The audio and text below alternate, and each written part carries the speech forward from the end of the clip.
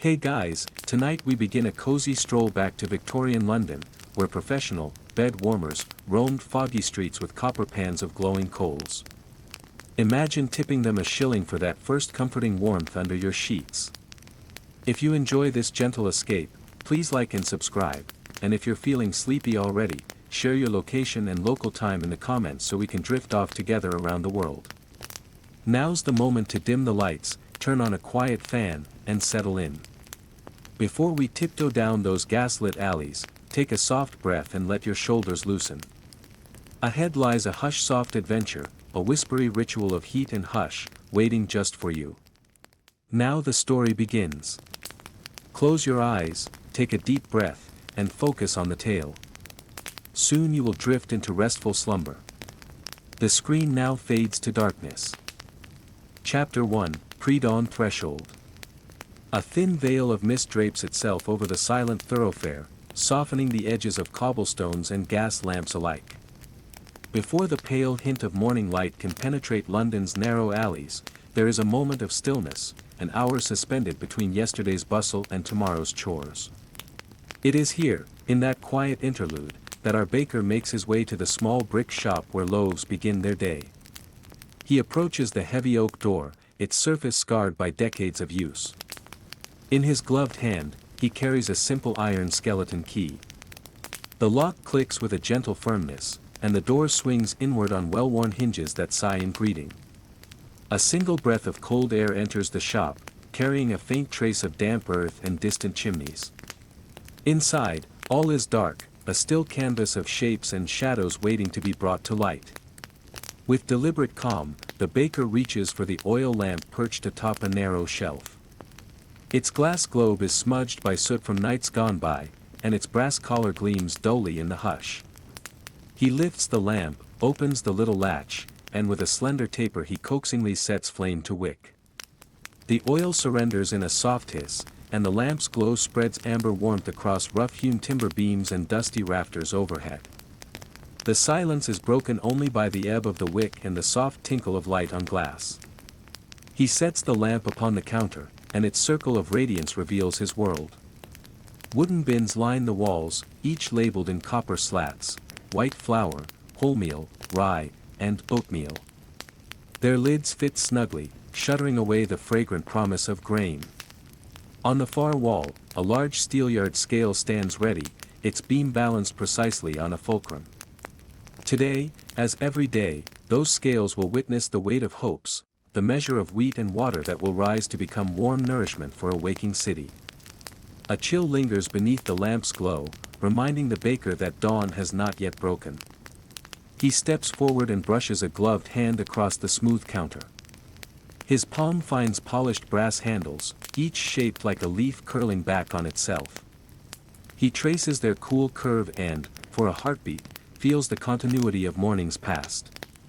In this moment, he is connected to every baker who came before, each one rising before the sun to coax life from simple ingredients. Beside the counter, a narrow window stands shuttered by a heavy linen curtain. The baker draws it aside in a slow, deliberate motion. Outside, the world is awash in a deep navy blue. A single star still burns stubbornly bright above the rooftops, and below it, a wisp of steam drifts from a distant chimney. There is a hush so profound that he can hear his own breath, measured, calm, in time with the quiet pulse of the city before it wakes. He presses his gloved fingertips against the cold glass. Tiny droplets of dew cling to the pane's exterior, refracting the lamp's warm glow into 1,000 pinpricks of light. For a moment, he is transfixed by the interplay of warmth and chill, of soft illumination and shadow. Then, without haste, he turns back to the shop's interior and allows the curtain to float closed again. Above him, a shelf holds rows of copper warming pans, once used by bed warmers in wealthier homes, but here repurposed to hold small glimmers of light, votive candles arranged on a plate, ready to guide apprentices later that morning. Their narrow tin holders await slender tapers, but for now, they slumber, folded in paper wrappers and tucked away in neat rows. The baker bends to the hearth at the back of the shop. The bricks are cold, but not bare, embers from last night's fire lie beneath a thin layer of ash. With practiced care, he kneels and lifts the iron poker. Each brick is brushed gently, revealing smoldering coals beneath. He feeds the embers small splinters of kindling, and soon a faint glow spreads, as if a heartbeat has quickened in the cold hearth. The scent of burned wood mingles with the earthier aroma of straw and flour, an olfactory cord that the baker carries with him through each step of his work. He stands and allows his eyes to wander across the shop, from the dusty window to the raking shadows behind stacked wooden peels. Dust motes drift lazily in shafted lamplight. He inhales the air, tasting the faint sweetness of stored grain before it is awakened by water and yeast. There is a stillness here that humbles him, an unspoken accord between man and material, waiting for motion to begin. His fingers come to rest on a small brass knob attached to the grain chest. With ease, he lifts the lid. A soft cascade of white flour spills into the darkness below. Its surface ripples like fresh snow, unchanged since the last baker departed. He pauses before dipping in, savoring the tactile promise of that first measure, the genesis of bread. In the pale glow, he straightens and touches the brim of his woolen cap, adjusting it just so. A pale hint of frost lingers at the shop's threshold, but within these walls, warmth is imminent. He replaces the lid and steps back, giving a final glance to every corner, a habitual reverence for the space that will soon thrum with life. As the ember-kissed hearth grows brighter, the baker feels the absolute hush yield to the gentle stirrings of a new day. Somewhere beyond a shuttered door, a church bell tolls once, twice, a muted call that echoes in the empty streets. It is time. He moves to the center of the room where the lamp's glow meets the hearth's glow, and there he pauses. In the stillness of this threshold moment, he gathers the day's resolve, to measure, to mix, to knead, to shape, and to bake. Each act will be performed slowly, deliberately, honoring this fragile alchemy of flour, water, heat, and human hands. And so, with a steady exhale, he crosses the invisible line from stillness into action. The oil lamp's flame dances in his wake as he turns toward the bins of grain. The pre-dawn threshold has been crossed. The hush has broken. The quiet world of the bakery is poised on the cusp of transformation, ready to offer its golden warmth to a city slowly waking beneath the pale, growing light of morning. The faint glow of the oil lamp on the workbench casts long, tremulous shadows across the smooth wooden boards as Chapter 2 begins in earnest. From the silent threshold, where the baker, with careful hands, turned the cold iron key and breathed in the shop stillness, the day's true labor now unfolds. The air is heavy with the soft dust of grain, drifting like a pale mist whenever a sack shifts or the steelyard scales beam tilts beneath its load. It is here, amid the quiet rustle of linen sacks and the low whisper of coals in the hearth, that the baker begins the sacred task of gathering the grain for tomorrow's loaves. He reaches first for 2 stout sacks stacked against the far wall. One bears stenciled letters, white flour. The other, darker and coarser to the eye, proclaims itself wholemeal. Both hang suspended from an antique steelyard scale, its curved beam etched with years of use and its brass pointer quivering ever so slightly. The baker slides a polished iron weight along the beam, listening to the faint metallic click at each adjustment. With a soft exhale, he balances the scales until the pointer settles dead center, as though seated on an unseen fulcrum. In a graceful motion learned through countless dawns, he tilts the hook and releases the heavy sack just enough for a measured stream of fine flour to pour into a waiting linen bag below. Each grain drifts down in a pale bloom, coating the baker's fingertips in a ghostly film of powder. He pauses to brush the excess from his sleeve, mindful that even the smallest surplus could alter the texture of the dough. With identical precision, he measures out wholemeal flour, its hue richer, flecked with tiny fragments of bran that promise a deeper flavor and hearty crumb. The steelyard's iron weights click again, and the baker's silhouette shifts in the lamplight as he checks his tallies on a scrap of parchment pinned to the wall. The ritual unfolds slowly, always slowly, so that no detail, however minute, escapes his attention. Nearby, a small brass ladle rests atop a wooden bin filled with wheat germ and rye. Its handle is worn smooth by years of handling, and its bowl bears the faintest patina of age. The baker lifts the ladle and dips it into the bin, drawing forth a measure of pale, golden germ. He lets it fall back into the canvas sack with a soft patter, imagining how this secret kernel will enrich the loaf's aroma once mixed with water and yeast.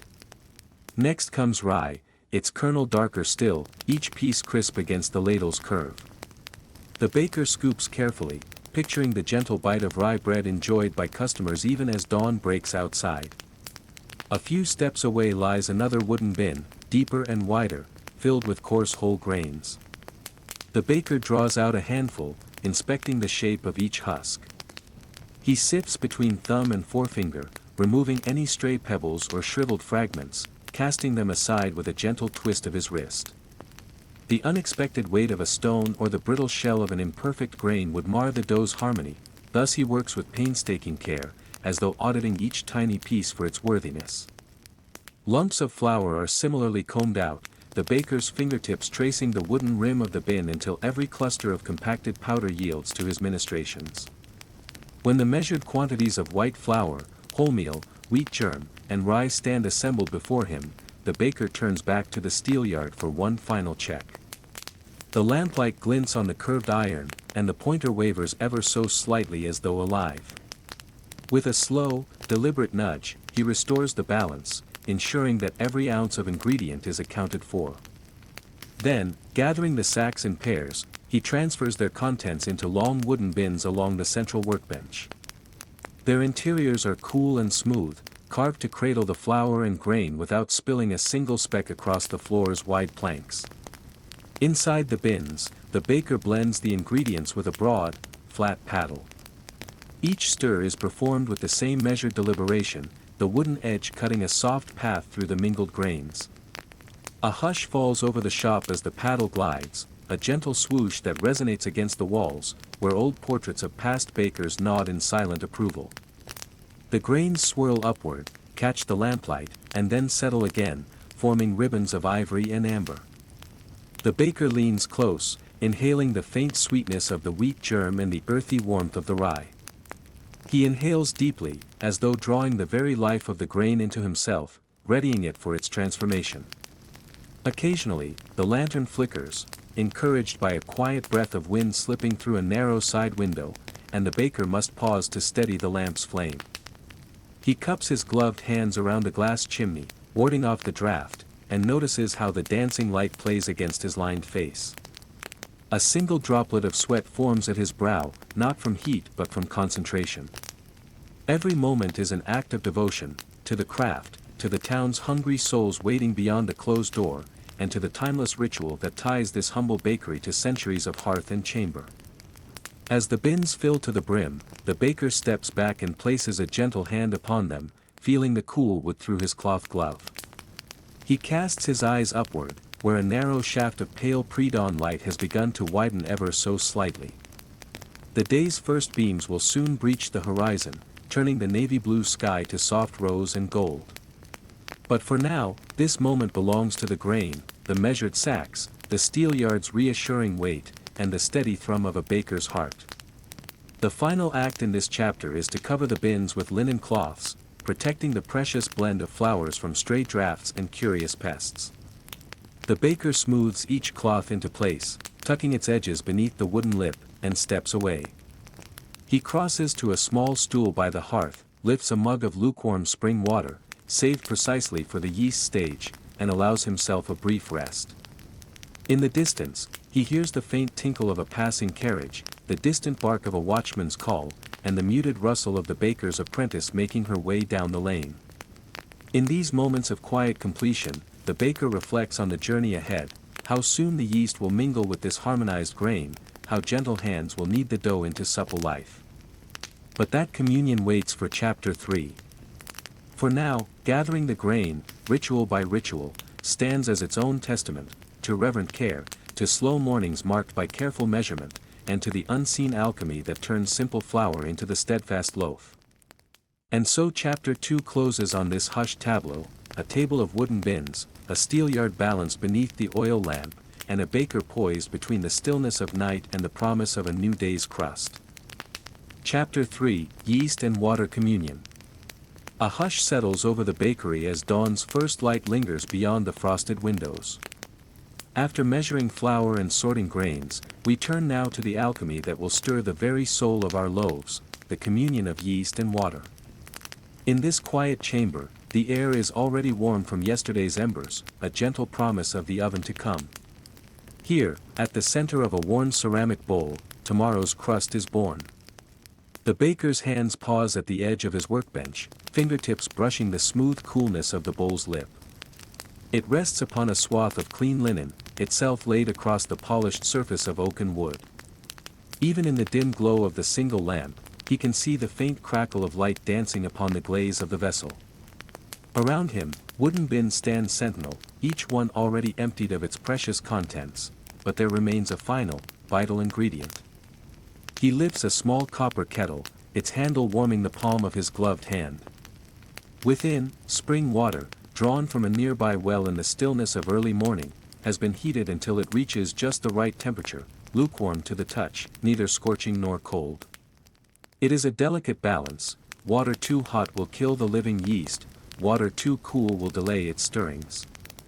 With deliberate slowness, he tilts the kettle, and a gentle stream of water arcs into the bowl, hissing softly as it meets the ceramic and sends subtle ripples across the pale, empty basin. Each droplet carries with it the minerality of deep earth, the faintest whisper of summer rain that gathered in the well before being drawn upward by human hand. For a moment, the baker pauses to listen, the tap of metal against porcelain, the soft exhalation of steam curling into the low rafters, the irregular breathing of the city rising beyond the squeak of his floorboards. The world outside is waking, but here remains a sanctuary of focus and ritual. From a small wooden box lined with moss-soft paper, he retrieves a lump of fresh yeast. It is pale and yielding, with a subtle aroma of dough and sweet grasses. He crumbles it between his fingers, watching as tiny fragments drift down into the warm water like seeds upon a glass pond. There is a brief pause, a stillness that hums with potential. Then, almost imperceptibly at first, the surface of the liquid stirs with minute bubbles, like the first blinking of a newborn's eyes. The baker inclines over the bowl, his face softened in the calm lantern light. He reaches for a slender brass spoon, its handle engraved with the initials of a maker long since passed. With the gentlest of sweeps, he guides the yeast through the water, coaxing the fragments to dissolve fully, as though coaxing a restless child into slumber. The surface of the mixture beads with foam, pearlescent and delicate, an ephemeral crown of promise rising upon the liquid. As the baker stirs, he feels the resistance of the yeast giving way, the tiny organisms waking from their suspended animation. He pauses after each circle of the spoon, tilting his head to observe the texture. Too vigorous a motion would break the delicate froth, too languid would leave lumps undiscovered. He maintains the perfect balance, a slow, rhythmic swirl that seems to echo the beating of his own heart. In this moment, scents converge, the faint tang of fermentation, the subtle sweetness of wheat, the lingering warmth of the hearth. It is as though all the elements of the bakery have gathered here, to witness a singular miracle, the transformation of simple water and yeast into something alive. A hush falls again, and within the bowl, the foam thickens, growing creamy and buoyant. The baker inclines the spoon's edge and lifts a thin ribbon of the mixture, watching as it drips back slowly, trailing a glistening path. Satisfied, he sets the spoon aside and covers the bowl with a piece of fine linen, its threads whispering as they fall across the rim. Beneath that cloth, the yeast and water will commune, exchanging life and warmth until a froth like morning foam crowns the mixture. This sponge, as the baker calls it in his notes, is the beating heart of every loaf to come. It will later be folded into flour and salt, grain and germ, until the dough emerges supple, strong, and alive. For a moment, he stands back, hands clasped behind his apron. He glances toward the back of the shop, where mesh baskets hang empty, awaiting the bulk dough. Each basket will soon receive its portion of this sponge, and the cycle of kneading and resting, rising and shaping, will begin. But for now, the yeast and water hold dominion. In their quiet partnership, there is a lesson, that even the simplest elements, given patience and care, can awaken into something entirely new. The baker breathes in deeply, centering himself on the rhythmic pulse of rising foam. He straightens the kettle and wipes a stray bead of water from the rim of the bowl. Then, mindful of both tradition and the ticking of the clock, he smooths the linen cover and turns to fetch a small glass of water, for himself. He raises it to his lips and tastes the same mineral clarity that will soon nourish the living cells within the bowl. With the final sip, he offers a silent benediction to the quiet work of fermentation. Outside, London begins its first stirrings, distant church bells toll the hour, and the faint rumble of a carriage rolls over cobbles. Yet inside this sheltered shop, time feels suspended. Chapter 3 closes not with a bang but with a breath, as yeast and water commune beneath their linen mantle, and the promise of tomorrow's bread swells in patient anticipation. Ahead lies the first needs, when dough will spring and yield beneath the baker's hands. But for now, we rest in the fragrant pause between steps, a moment of quiet wonder and readiness, where science and art unite in the soft murmur of foam. In this gentle communion, the soul of every loaf is born, and with it, the daily miracle that will feed a city at dawn. Chapter 4, First Needs. A gentle hush settles over the bakery as the bowl of yeast and water communion is set aside. The pale morning light slants through the window panes, catching motes of dust that drift lazily in the still air.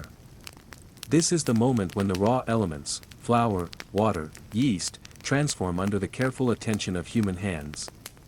The marble counter is cold to the touch, its pale surface flecked with the faintest veins of gray. Here, the dance of dough begins. The baker pauses for a heartbeat, letting his fingertips register the counter's chill. Then, with a small cloth dusted in white powder, he sweeps the surface. A thin veil of flour rises in a soft cloud before settling back into stillness. The motion is practiced, economical, almost ritual.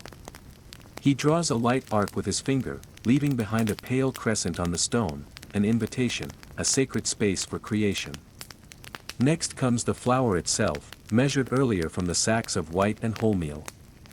He lifts a wooden scoop, the handle smooth and warm from years of handling, and lets it descend into the bowl of grains. The flour spills out in a soft cascade, forming little dunes and valleys on the counter. He repeats the motion, slow and deliberate, until a generous mound has formed. At center of that mound he carves a well, an indented bowl within the bowl, ready to receive the foaming yeast mixture. With steady hands, he tilts the bowl of yeast and water. The frothy liquid spills into the flour well with a quiet, damp hiss. A soft aroma rises, earthy, sweet, the breath of fermentation. The baker watches the tiny tendrils of liquid creep up the flour walls, hungry feet seeking to bind starch and moisture. He sets the bowl aside, retrieving instead the broad palms of his hands, fingers slightly splayed, nails trimmed close. He brings his hands to the flour's edge, pressing in. At first, the flour resists, dry and powdery. But as he gently drags handfuls into the yeast, the two begin to merge. Pale drifts of flour absorb the damp, becoming a tacky paste. With a practiced twist of his wrists, he shepherds the mixture inward, drawing it from the edges toward the center. The dough gathers in a sticky clump, glistening faintly under the glow of the oil lamp. He stops for a moment, letting the dough rest against the counter. The room is still except for the soft tick of a wall clock, the low hum of early morning life beyond the door. The baker breathes in slowly, then leans forward, palms flat against the mass. He presses down with even pressure, extending his arms slightly, folding the dough away from him. A dull thud echoes as the dough meets the marble, springing back with gentle resilience. He folds it over itself, then presses again, press, fold, turn, an age-old rhythm that shapes both dough and baker into one. Each movement is unhurried. The baker's sleeves are rolled above the elbow, revealing forearms faintly dusted with flour. Tendons shift beneath the skin as he guides the dough, pressing in, then pulling back, rotating the mass in slow, deliberate circles. The sound of his breaths, almost a whisper in the empty bakery, measures the pace. The dough yields, each fold strengthening the gluten strands within, knitting structure into a supple, elastic mass. After a dozen turns, he lifts the dough and tosses it lightly onto the counter. It lands with a muted thump, bouncing once as if awakened, then settling. He cups his hands around the sides, drawing the edges inward toward the center, creating surface tension. The dough rounds itself into a gentle dome, skin smooth and taut, dusted with a thin veil of flour. He tilts the dome, looking for imperfections, a too sharp edge, a seam that might split. With a quick pat of his palm, he smooths away any wrinkle, restoring symmetry. For a moment, the baker stands back, surveying his work. The dome rests on its base like a soft pillow awaiting its destiny. He runs his fingers along the seam at the bottom, sealing it with a final twist. Then, with a soft cloth, he covers the mass to protect it from drafts. The cloth is linen, woven fine, edged with a simple hem. Draped gently over the dough, it forms a little tent, a secret chamber where the yeast can rest undisturbed. As the dough relaxes beneath its cover, the baker turns to the tools at hand. He picks up a bench scraper, metal edge catching the light, and uses it to sweep stray bits of dough and flour back into a pile. The counter emerges once again nearly bare, awaiting the next need, the next portion. Around him, the bakery holds its breath in anticipation of the day's first loaves. While the covered dough settles, the baker moves to wipe the wooden bins, clears the steelyard scale, and glances at the clock. In a few moments, he will return to shape this sleeping mound into loaves that will rise and crackle. But for now, in this quiet interlude, he allows himself to feel the slow pulse of the workshop, the rhythm of labor and creation that has passed from generation to generation. Beyond the window, pale dawn light begins to deepen, brushing the sky with pink and gold. A faint call of a bird drifts in on the breeze. The baker takes a steadying breath.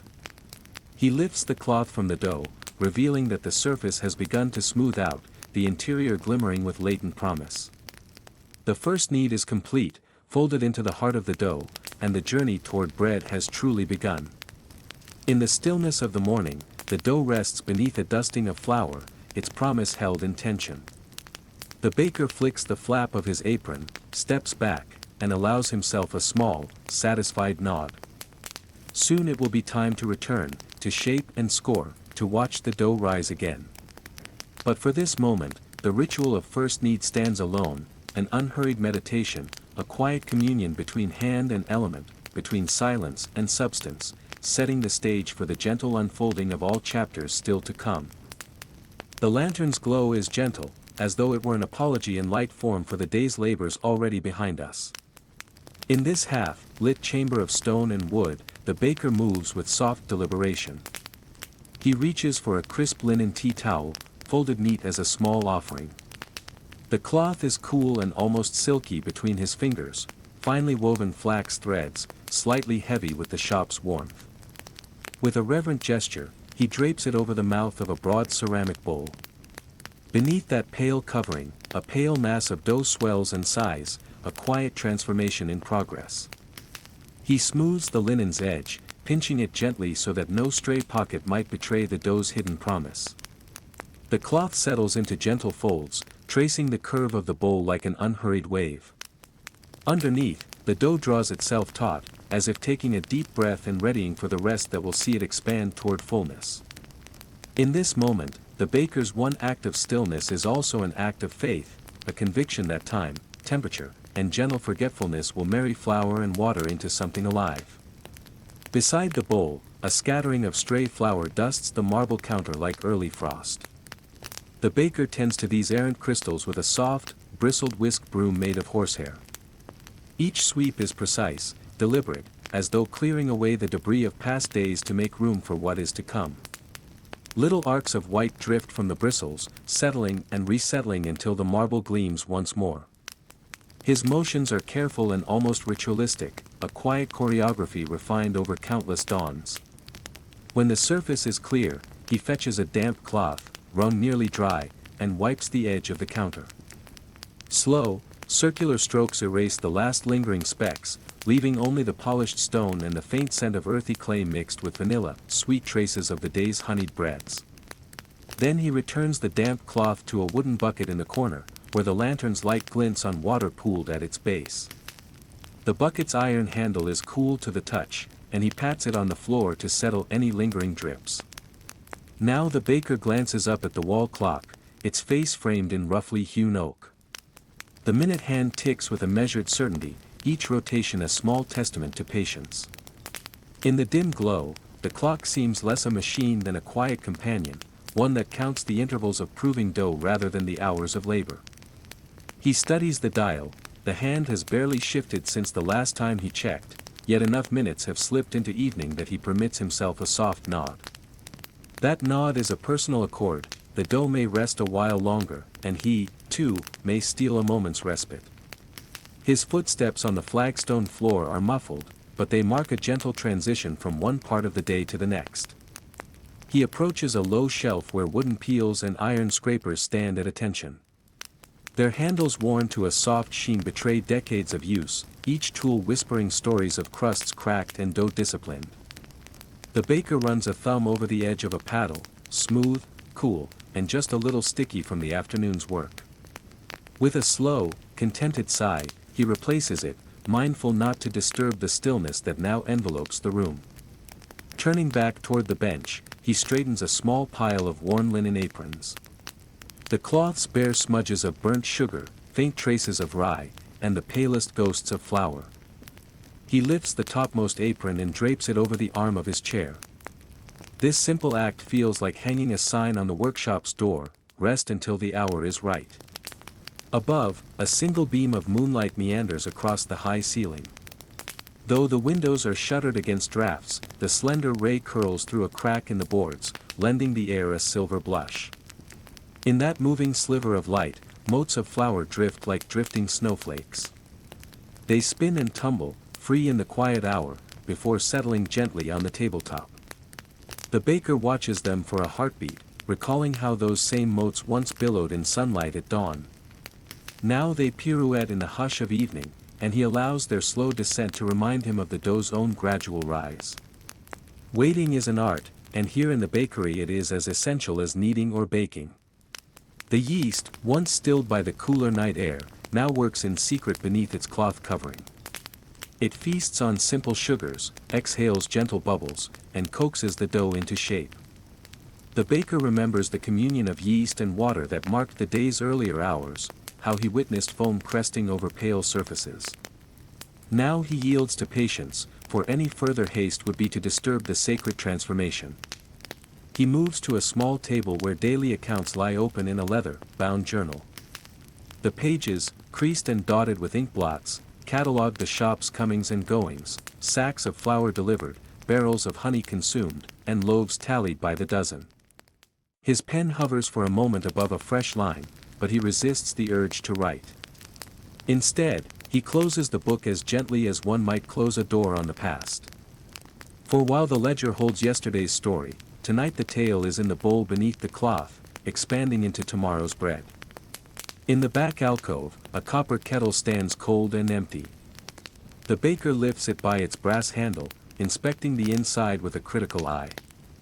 He recalls how this same kettle steams each morning, filling the oven with the sibilant hiss that births the perfect crust. But now, with the hearth banked and the kettle laid aside, the hush remains uninterrupted. The kettle finds its place on its hook, and its polished surface catches the lantern's flame in a soft glow, like a watchful eye closing for the night. Finally, the baker turns to leave the workspace, pausing at the threshold of his own sanctuary. The door's latch clicks softly behind him, sealing in the aromas of dough and hearthwood. Outside, the narrow street lies deserted but for the occasional flicker of a distant gas lamp. The baker's shadow falls long against the cobbles as he slips into the cool night air. In his chest, he carries the quiet assurance that by the next hour, or the one after that, the dough will have grown full and ready. Behind him, in the silent bakery, a gentle metamorphosis continues beneath the linen covering. The yeast's warmth gathers, the gluten stretches, and slowly, inexorably, the dough swells with promise. Time, that most patient of artisans, sculpts each bubble and guides each fold. And so, bathed in the calm refuge of night, the dough and the baker alike rest and rise, waiting together for the dawn that will kindle both hearth and hope. Chapter 6, Dawn Light and First Shifts. A hush lingers in the narrow street as the first flush of dawn seeps beneath shuttered windows and seeps through the cracks of the heavy front door. The baker stands before the high-set sash window, its panes still flecked with yesterday's steam and soot, and draws a simple wooden bench close enough to rest an elbow on the sill. He settles into its worn grooves, listening to the muffled stir of the city waking beyond the cobbles. A thin ribbon of pale salmon light cuts across the bench's scratched surface, softening the edges of brass hooks and polished handles that hang in neat rows along the opposite wall. He takes this moment, heartbeats measured by the ticking of a small iron clock perched on a shelf, before the day's bustle begins. In the quiet, he can recall the slow unfolding of great loaves from the dark folds of overnight proof, the chimney's faint breath, the rhythm of his own hands pressing and folding. But soon, that gentle solitude will yield to voices and footsteps, the first true shift of the morning, when the apprentice arrives to carry out the labors that follow the patient rest of dough. A distant clatter on the cobbles rouses him. Footsteps, measured and light, approach the door against the still empty street. There is a pause, a soft knock, then the latch lifts and the apprentice slips inside, cheeks pinked by the chill air, cap still damp with early dew. He bows his head in greeting, as though offering a silent prayer to the altar of flour and yeast. The baker offers a nod in return, an unspoken blessing that draws them both into the warmth of the shop. The apprentice hangs his cloak by the door, letting the heavy wool slide to the floor in a gentle sigh. Then, without haste, he follows the baker to the wooden bench, still edged in dawn's first glow. Together, they lean against the sill, tracking with soft eyes the slow climb of sun over rooftops. Mullioned windows catch that tender light, throwing slender rectangles onto damp stones. The hush is almost palpable, the world seems to hold its breath for a heartbeat, marveling at how unadorned and perfect the moment can be. After a time, the baker rises.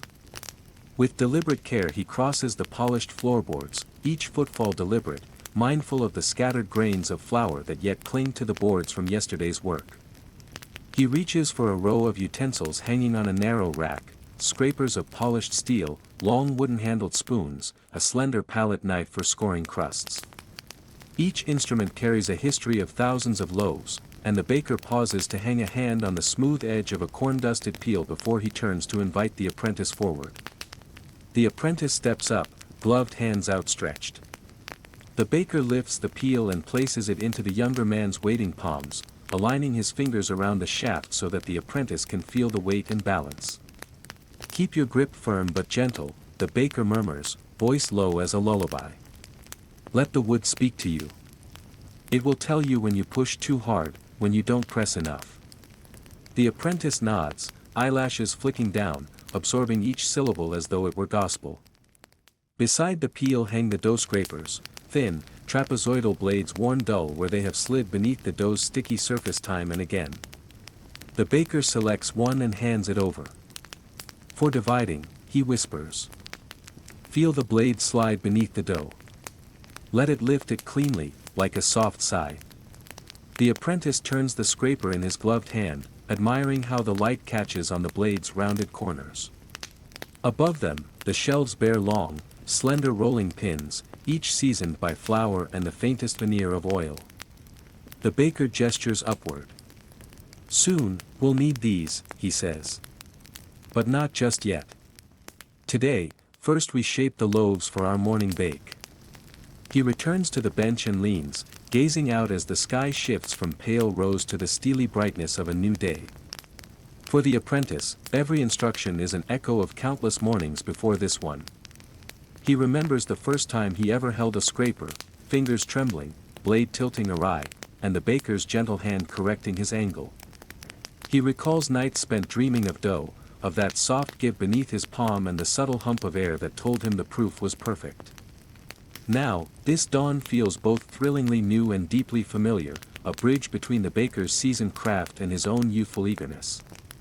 After a measured silence, the baker raises a hand, as though feeling the air for a signal. "Prepare the benches," he says softly. The apprentice moves to the long marble counter that runs parallel to the bench by the window. He drapes a linen cloth across its smooth surface, easing each fold until the fabric lies taut and creased at the corners, a soft cushion for the loaves yet to come. Then he sprinkles a fine dusting of bran and flour, watching as each flake settles into the quiet hollows of the marble. The tabletop, white and gleaming beneath the cloth, feels almost too pure for the task at hand, but that is why they cover it, to welcome the dough to its resting place. Together, they return to the corner near the hearth, where a wooden trough holds the night's bulk dough. Its surface glistens faintly with a sheen of oil, and a knot of fresh yeast threads peeks from the swelled kernels of the crusty mass. The baker cups a palmful of flour and shakes it across the dough's top, coaxing the sticky surface to release its hold. Then, 1, 2, he brings the bench scraper down in a crisp motion, slicing the dough into uniform portions. Each segment yields obediently, revealing a tender interior that recalls the softness of dawn itself. The apprentice follows suit, guided by the baker's shadow. As the baker presses and rounds the first portion, tucking the edges beneath to form a smooth oval, the apprentice mirrors each motion. His blade cuts the next, his hands fold the corners, his nails lightly pressing across the seam to seal it tight. He feels the pulse of the dough beneath his palm, an almost imperceptible thrum that speaks of rising air and quiet fermentation. When they have shaped several loaves, the baker pauses. He chooses one of the newly formed pieces and lifts it, weighing it between thumb and forefinger. Feel its balance, he instructs. If it leans too heavy on one side, your division was uneven. Always aim for equal measure. He nods once, approvingly, then sets the loaf down with a gentle thud that resonates through the wood. By now, the sun has climbed higher, and pale golden streaks fall diagonally across the worktable. They play upon the dusted cloth, creating patterns that shift as the morning unfolds. The air within the shop is warming, sweet with the mingled scents of fermenting dough, seasoned wood, and the faint metallic tang of flour on stone. The apprentice breathes it in, chest rising and falling in tandem with each instruction. As the loaves assemble in neat rows, the baker steps back and removes his apron. He shakes out the front bib, dusts off stray flour with a practiced sweep of his hand, and then squares himself before the apprentice. "You have done well until now," he says. "Soon, we will carry these to the oven hearth." He touches one battered cleat of a work boot, smoothing a floury scuff from its toe. "But first, let us not haste through dawn's grace. Baking is a craft of patience and attention." He gestures toward the window again, to that luminous morning vista. "Cherish this light. It is the very breath of our work, brightening the day's labors." The apprentice lifts his gaze, sees the pale shimmer on rooftops, and a small smile flickers on his lips. He nods, as though pledging allegiance not merely to the baker but to the silent covenant of early hours, the whispered communion between dough and hand, hearth and dawn.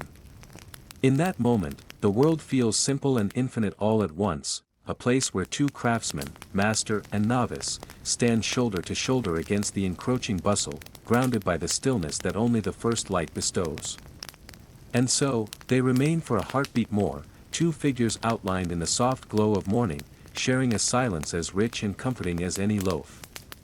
Then the baker lifts his scraper, the apprentice readies the peel, and together they begin the day's first shifts, ushering their humble dough gently from its quiet rest into the oven's warm embrace, carrying forward the timeless ritual that has shaped bread and men for countless generations. Chapter 7: Shaping Loaves. Long before the sun lifts its golden head above London's rooftops, the baker returns his full attention to the bulk of dough resting beneath a linen cloth. The shop remains hushed, the faint hiss of a single gas lamp spilling soft light across the marble slab. In this gentle half-darkness, the world outside feels paused.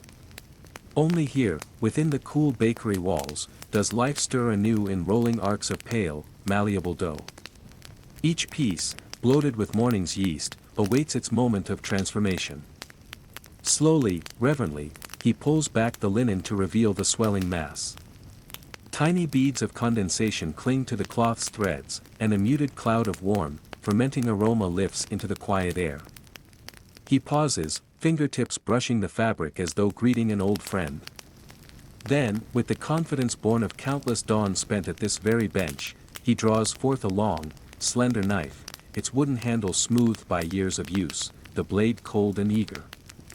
The first task is division. He presses the blade gently at the dough's surface, scoring a shallow cross to mark its center. Then, working in orderly waltz steps, he cuts 4 equal quarters. The knife glides through each section with surprising ease, parting the dough as if slicing soft butter. Each segment, still tethered by strands of gluten, surrenders to the motion, revealing its airy interior. He lifts the blade away, and the pieces sigh, stretching ever so slightly before settling into rounder, plumper shapes. Next comes the weighing. On a small brass scale, gleaming dully in the lamp's glow, he tests each portion. One by one, he places the segments upon the steelyard's pan, allowing them to rest until the counterweight meets the notch on the beam. At 24 ounces each, they are perfect doubles of one another, promising uniform loaves. Should one stray by even a fraction, he trims a sliver here, a pinch there, until every piece carries the same promise of crust and crumb. He sets aside any scraps, tidbits of dough that will feed the next batch of morning buns, and gathers the 4 rounded masses for their first gentle flattening. On the lightly floured marble, he lays each loaf one at a time. His fingertips press into the surface, coaxing air outward, evening the interior. The scent of warm yeast and milled wheat drifts upward with each press. He kneels low to peer at the underside, the pale, taut skin of dough, scattered with a mere dusting of flour, gleaming faintly under the lamp. Now comes the shaping, a delicate choreography of roll and tuck. Lifting a segment, he flattens it into an oval with a motion like folding open a letter. The edges turn thin and supple, the center remains buoyant. He brings one end toward him, tucking the dough beneath itself. 2 folds, then a third, each one sealing against the seam, until the dough forms a neat envelope. With a gentle twist of the wrist, he rolls the parcel forward, smoothing its surface against the bench. Soon, what began as a rough lump has become an elongated loaf, its sides taut as a drum. Each loaf follows this same measured ritual. He lines them up, one after the other, as though arranging pewter tankards upon a shelf. The gentle friction of dough upon marble leaves faint trails of flour dust in the air. Here, he pauses to brush away the stray flour with a calloused hand, for too much dust will coat the loaves in an unwelcome gray. The goal is strength in the skin, a sheen that will catch the eye when they emerge from the oven. Between each loaf, he pauses for a moment of reflection. The lamp flickers, sending dancing shadows that flirt with the curves of dough. In that translucent glow, the baker sees the promise of golden crusts and tender interiors. He breathes deeply, savoring the mixture of wheat, yeast, and the faintest whisper of salt. A bead of sweat gathers at his temple, though the shop remains cool, it is the satisfaction of creation, the joy of hands at work. Once all 4 loaves stand in formation, he retrieves his scoring blade. A slender tool with a razor-sharp edge, it resembles a small, curved razor, light enough to hold between thumb and forefinger. Lifting the blade, he tilts his head, studying the first loaf. Then, in a single, fluid motion, he draws a diagonal slash across its top. The cut opens like a flower petal, revealing the pale interior beneath. Each incision is precise, neither too deep to collapse the structure, nor too shallow to withhold the loaf's full bloom. He repeats the gesture on the second loaf, this time crafting a gentle arc, the curve of a half-moon tracing the dough's length. On the third, he presses more confidently, etching a fine pattern of 3 parallel lines. The final loaf bears the baker's secret mark, a stylized ear of wheat, delicate stem meeting pointed leaves, drawn deftly with a flick of his wrist. These designs are never ornamental. They guide the dough's expansion in the oven, dictate the shape of the crust, and whisper of the baker's unique hand in every loaf. With scoring complete, he sprinkles a light dusting of rye flour over the loaves, lending them a subtle, rustic finish. Then, gathering his tools, he lifts each loaf with slow care, transferring them onto well-floured peel boards. The soft thud of dough against wood echoes quietly in the stillness of the early hour. He covers them briefly with a cloth, an extra measure of warmth and moisture, so that the gluten will rest, the dough will relax, and the final proof will yield perfect rise.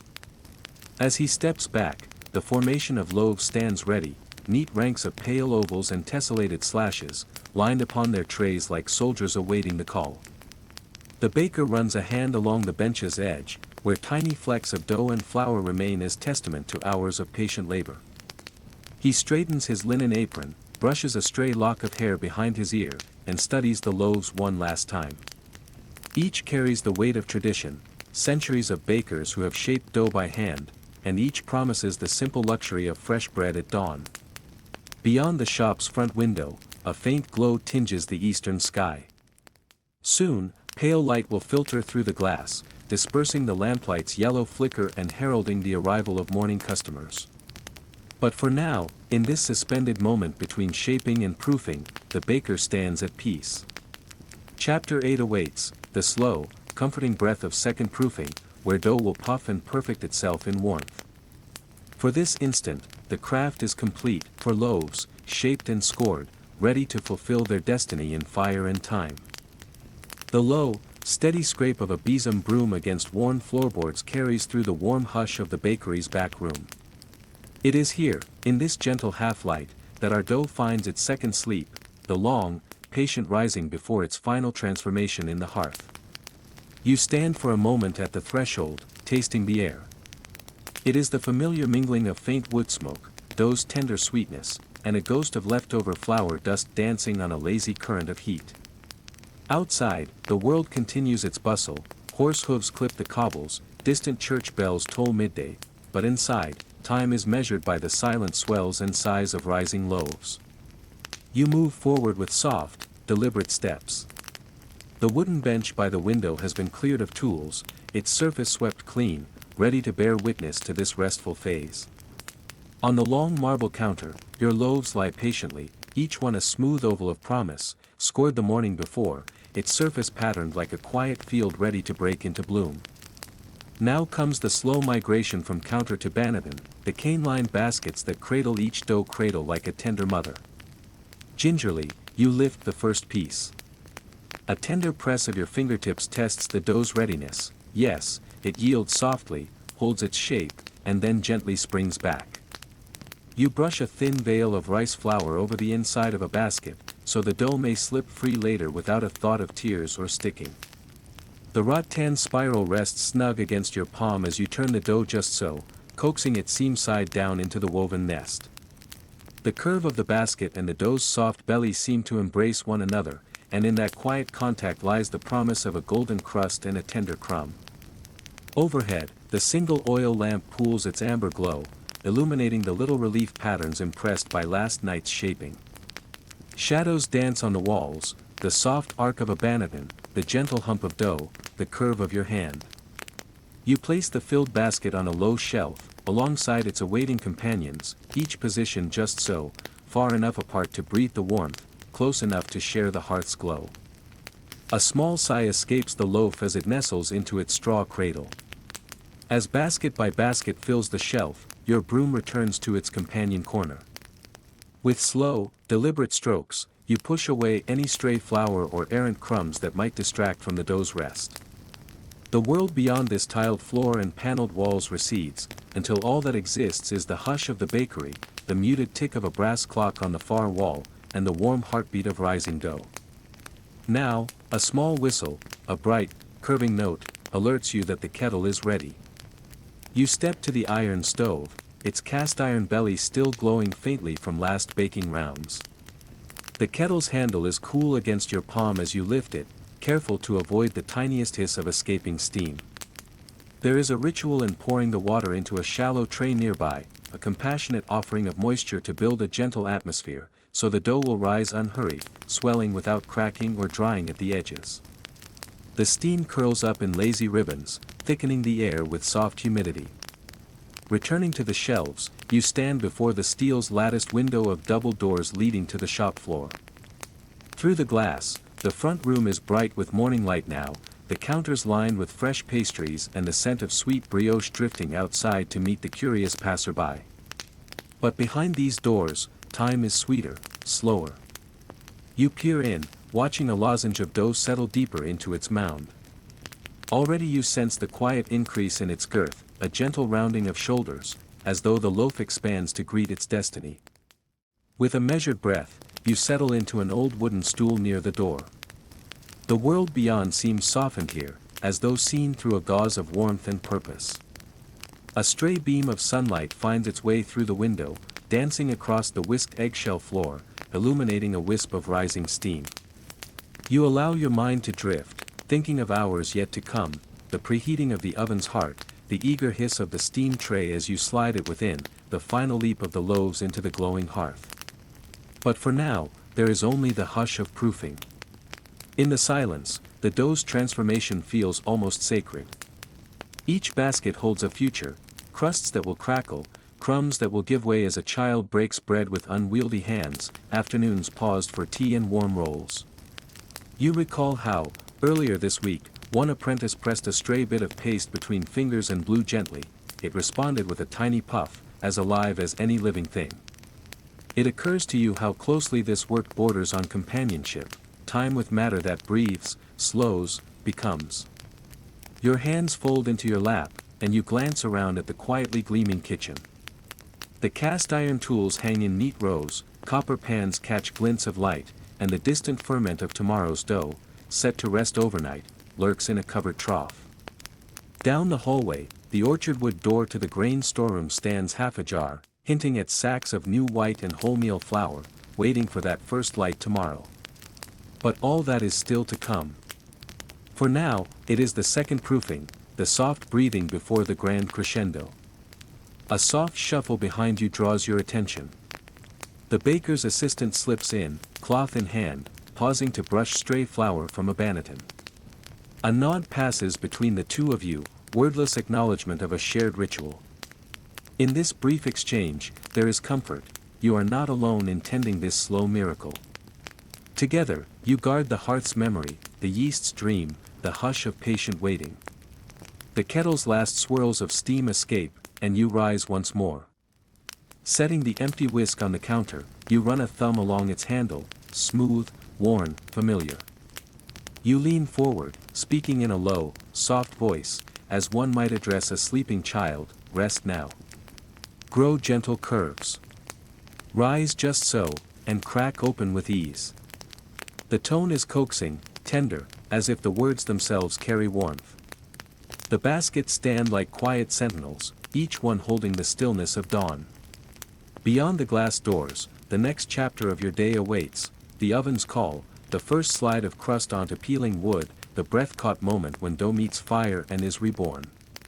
But that is a story for a few moments hence. Here, in this quiet corner, you linger. You gather your shawl about your shoulders, feeling the soft wool warm against your chest.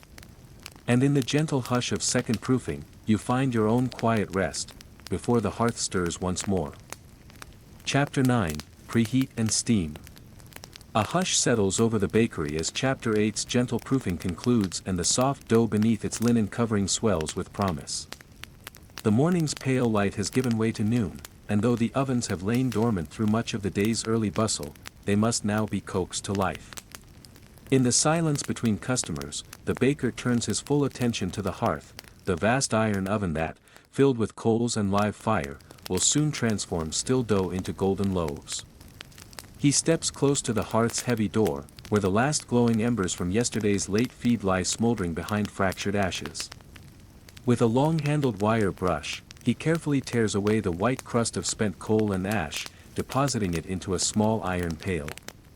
The crisp tap of the brush on cold brick echoes quietly, and each slight scrape seems to awaken the walls of the oven, as though calling them to remember their purpose. Tiny clouds of ash drift in the slanted beams of afternoon light, like minuscule snowflakes suspended in time. Once the chamber is cleared, the baker reaches into a low shelf of neatly stacked logs, seasoned ash from the coppice beyond town. He selects several slender billets, their ends still flecked with pale bark, and places them one by one upon the glowing coals. The logs settle into the embers, and for a moment there is a gentle hiss as trapped moisture flees. He fans the fire with a small wrought iron bellows, its painted surface chipped from years of use. A steady puff of air stokes the flames, sending them leaping against the brickwork in tongues of coppery yellow. The heat intensifies almost imperceptibly at first, then more insistently, a warm pulse that hums beneath the baker's fingertips. Careful to maintain a steady temperature, he withdraws the bellows and retrieves a slender iron rod, its tip fashioned into a small hook. With measured movements, he shifts the larger coals toward the back of the hearth, raking them into an even bed of glowing red. The front edge is cleared, creating a sloping plane of heat that will cradle the laden baking trays. Here and there, the brick beneath the coals is revealed, a dull, mottled gray that soon warms to a deep garnet glow. The baker leans forward, nostrils filled with the rich, earthy scent of burning wood, tinged by the faint sweetness of charred sap. Next comes the delicate task of lighting the gas pilot, a relatively recent innovation that hums with promise in this mid-century era. From a copper cylinder affixed to the wall, he opens the gas valve with a soft click, and a gentle hiss follows.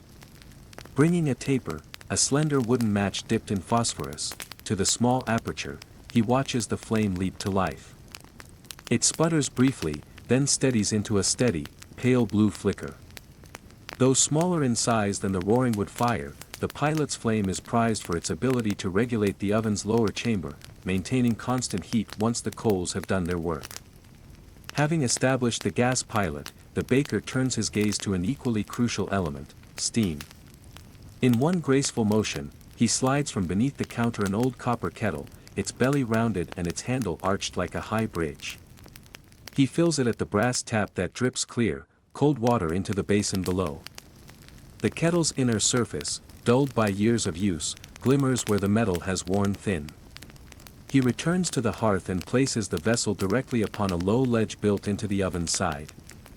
Already, the rising heat causes the kettle's surface to cool the palm of his hand in a way that feels almost caressing, as if the fire itself is gently drawing near.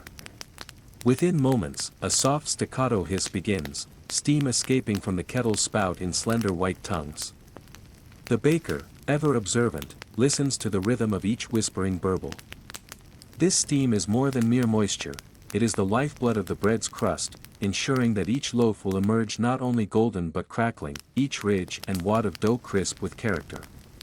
He nods to himself, satisfied with the pace at which the kettle breathes. Between the bellow's distant echo and the kettle's continuous exhalation, the heart of the bakery beats in a measured tempo. The baker steps back, smoothing his apron and wiping his brow with the sleeve of his linen coat. A bead of moisture trembles at his hairline, carried there by the baker's own body warming to the oven's devotion. Across the room, baskets of rising loaves wait beneath cloth covers, their proofing complete and their forms firm yet yielding. They have spent their rest in the quiet shadow of a low table. Now, they will soon meet the furnace's full embrace. He places a small metal thermometer into the oven's arch, sliding it along a slender slot cut for that very purpose. For a moment, the baker holds his breath as the gauge's pointer climbs through marks of red and black. 80 degrees. 100. 120. Finally, it comes to rest at 230 degrees Celsius. The white-hot bricks have reached their ideal tone, fierce enough to bake through the dense interior of each loaf yet tender enough to coax steam from within. In this hushed interlude, the baker allows himself a moment of reflection. He recalls the earliest mornings, Chapter 1's soft unlocking of the heavy door, the hushed turning on of the oil lamp. He thinks of the weighing of flour, the communion of yeast and water, the gentle rhythm of kneading. Each step, though separate in its time, has led to this. The oven's awakening is the culmination of every careful measure, every fold, every rest. With the hearth preheated and steam ready to swirl, the baker feels the unmistakable thrill of anticipation. He presses his fingertips to the cool wood of the peel, a long, flat paddle carved from a single plank. Its surface is well worn, the edges rounded by countless entries and exits from the hearth. He gives it a light tap, testing its sound, and adjusts its angle.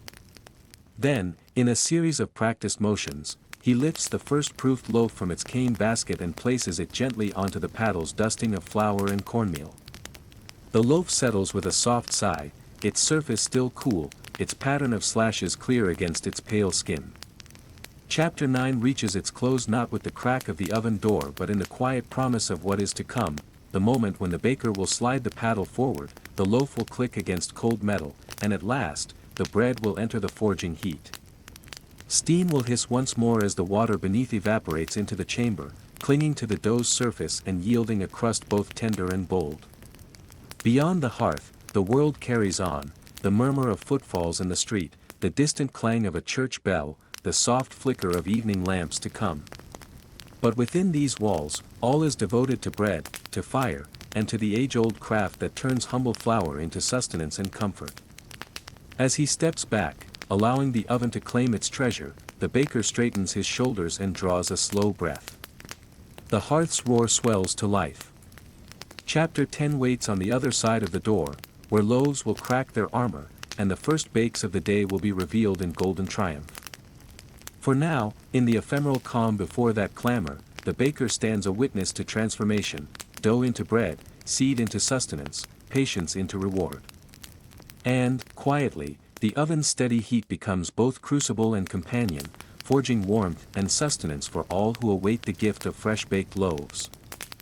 Chapter 10, First Bakes of the Day. As the clock's minute hand inches past its appointed hour, the bakery holds its breath. From the threshold of the hearth, the oven's warm breath issues in gentle puffs of steam, curling in the low-arched mouth of the firebrick.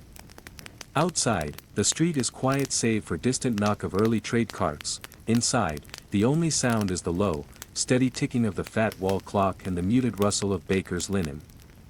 You stand before the oven, wooden peel in hand, its long handle worn smooth by decades of use.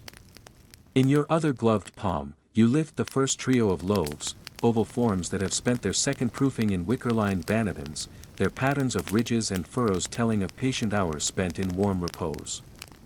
Each loaf warms your fingers through the cloth wrapping, a subtle thrum of life pulsing beneath a supple skin, promising crackle and color once it meets the fire. The hearth flickers and glows, embers shifting in a restless glow behind the grated iron door. With a single deft motion, you part the door, its hinges singing a soft protest, and the heat washes over you in a thick, fragrant wave, redolent of charred oak and the faint tang of iron. You pause, counting 3 calm breaths to steady your rhythm. 1. The scent of peat mingles with distant rye. 2. The stern geometry of brickwork frames the dim orange heart. 3. The world beyond the bakery door seems to pause, as though holding its own breath for this simple ritual. Then, in the hush, you slide the loaves onto the peel.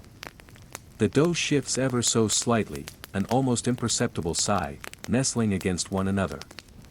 The crust, still pale and tender, catches the lamplight in delicate ribbons. You gently tap each loaf in succession, listening for the hollow note of readiness, that lucent tap that heralds a perfect bake. It comes in muted echoes, low and comforting, as though the loaves themselves exhale in anticipation. With a smooth, practiced motion, you retrieve your left hand from behind the oven door and steady the peel. Your right hand, wrapped in the same linen, sweeps beneath the handle's curve. A final glance behind you, the marble counters are clean, the steel bench scraped free of stray flour, the brass scales wiped and set aside. Everything yields to this moment, this deliberate pause between humidity and flame, between dough and crust. You draw in a slow breath, planting one foot forward as you press the peel's tip against the oven floor. The wood flexes slightly under your grip, a whisper of motion passing through the handle.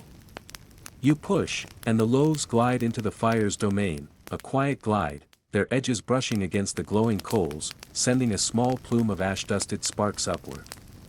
A soft hiss follows, like a stream meeting a stone, as the loaves begin to sizzle in the heat. Then, with the same careful deliberation, you pull the peel free. The door closes behind you with a muted thump. You press your gloved palm against your forehead, wiping away the first bead of sweat that has formed beneath your cap. Even in the pre-dawn and under the dim oil lamp, labor tells upon the skin. Yet in that bead of perspiration lies the proof of purpose, a sustained vigil rewarded by transformation. You set the peel aside on its stand, its face dusted in fine ash. Next, you reach for your tools, the long-handled scraper for adjusting embers, the tongs for pruning wayward coals, and a small brass brush for sweeping ash from the oven sill. One by one, you lay them on the table in a neat row, handles aligned, metal glinting softly in the lamp's glow. Each tool occupies its place as though by instinct, a silent partner in the alchemy of heat and dough. The hearth demands attention. You rake the coals gently forward, coaxing embers toward the center where heat gathers most fiercely. The pile glows brighter, a humming core that will cradle these loaves for the next 20 minutes.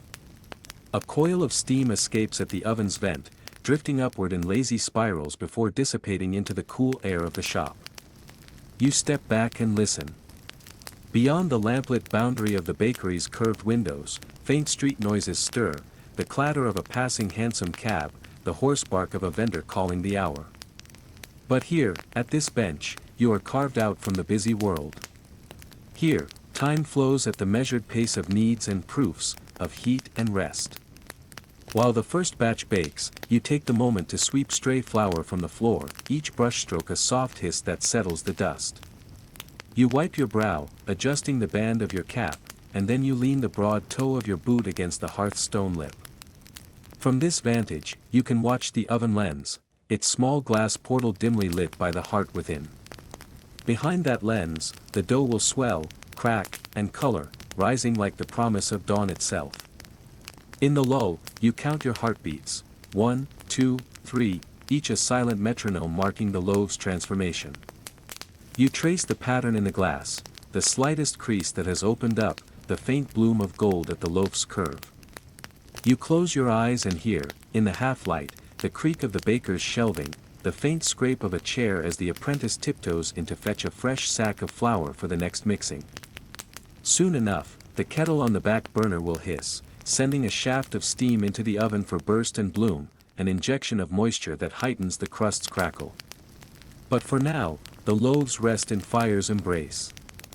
You turn to the wide shelf above your tools and retrieve a small leather ledger.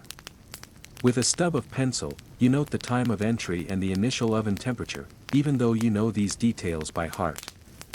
Yet each jot, like each loaf, serves to mark the careful passage of labor from one moment to the next.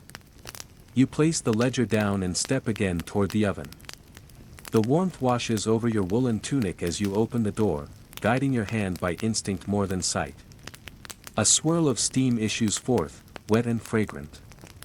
You peep inside, gauging the color of the crust by its sheen. The edges have taken on a subtle amber glow, and the surface shows faint fissures, signs that gluten has crisped at the surface, primed for its final flourish. Satisfied, you close the door and turn to the rack of freshly proofed brioche that awaits in the corner. Later, their time will come, now, the hearth is queen.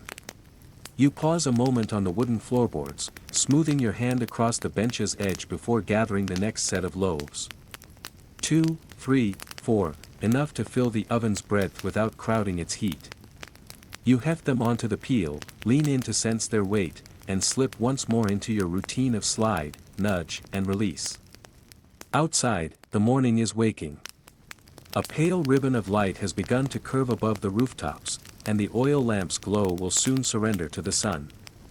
But here, in this hushed cathedral of hearth and flour, time bows to a gentler cadence, the steady tick of the clock, the soft sigh of dough, the whisper of tools laid to rest between tasks. By the time the first bakes emerge, bronzed and crackling, they carry with them the quiet triumph of patience and precision. You draw the oven door open for the final time in this rotunda of heat. Steam billows forth like a benediction. As you slide the baker's peel beneath the golden loaves, you sense their crisp crust yield to the slight pressure, revealing the tender crumb that waits within. With a practiced flick, you lift them free, and they rest on the peel, each loaf a small star born from coal and knead. You carry them to the cooling rack, 3 at the front, 3 behind, aligned in perfect symmetry. They hiss softly as the air cools around them, their scent drifts across the room in warm, weedy currents. You stand back and watch, your chest rising in that same calm measure of heartbeats. In that still moment, the entire day feels suspended on the cusp of what has already been achieved and what remains to come. The first bakes of the day are done, and with them, the promise of morning fulfilled. From here, the mid-morning rotation will begin, new dough, new shapes, richer batters beckoning. But for now, you linger in the glow of accomplishment, the glint of brass tools, the hush of cooled crusts, the faint echo of steam still drifting skyward. In this quiet chamber of the bakery, you have borne witness to the magical passage from humble dough to golden loaf, a simple alchemy that sings in every crackle, every sigh, every silent breath between one heartbeat and the next. And as you turn to prepare what comes next, you carry that glow within you, warmed by the hearth's gentle glory and the ever-unfolding ritual of bread. Chapter 11, Mid-Morning Rotation. A gentle hush settles over the bakery as the clock's minute hand slides toward the hour hand's neat alignment, marking the mid-morning rotation. The first loaves of the day have rested long enough to reveal their character, crusts blistered to a honeyed brown, curves running like silent rivers across each rounded dome. In the soft glow of the north-facing windows, the baker approaches the hearth with measured calm, steeling himself for the familiar ritual. His hand, still warm from the oven's embrace, extends the long wooden peel beneath the foremost batch. The crackle of crust under the paddle is a whisper rather than a roar now, a sound woven into the fabric of this gentle morning. He eases the loaves free, one by one, sliding them onto wrought iron racks arranged near the sill. Each loaf settles onto its wire bed with a muted sigh of release, as though exhaling the very heat that shaped it. A thin plume of steam drifts skyward from the cooling bread, curling in the still air like a dancer's trailing scarf. The baker pauses to trace the steam's arc with patient eyes before turning his attention to what awaits behind him, empty pans, their surfaces scraped clean of stray crumbs, ready once again to cradle fresh dough. He sweeps stray flour from the counter with a horsehair brush, each bristle stroke displacing a tiny puff of white.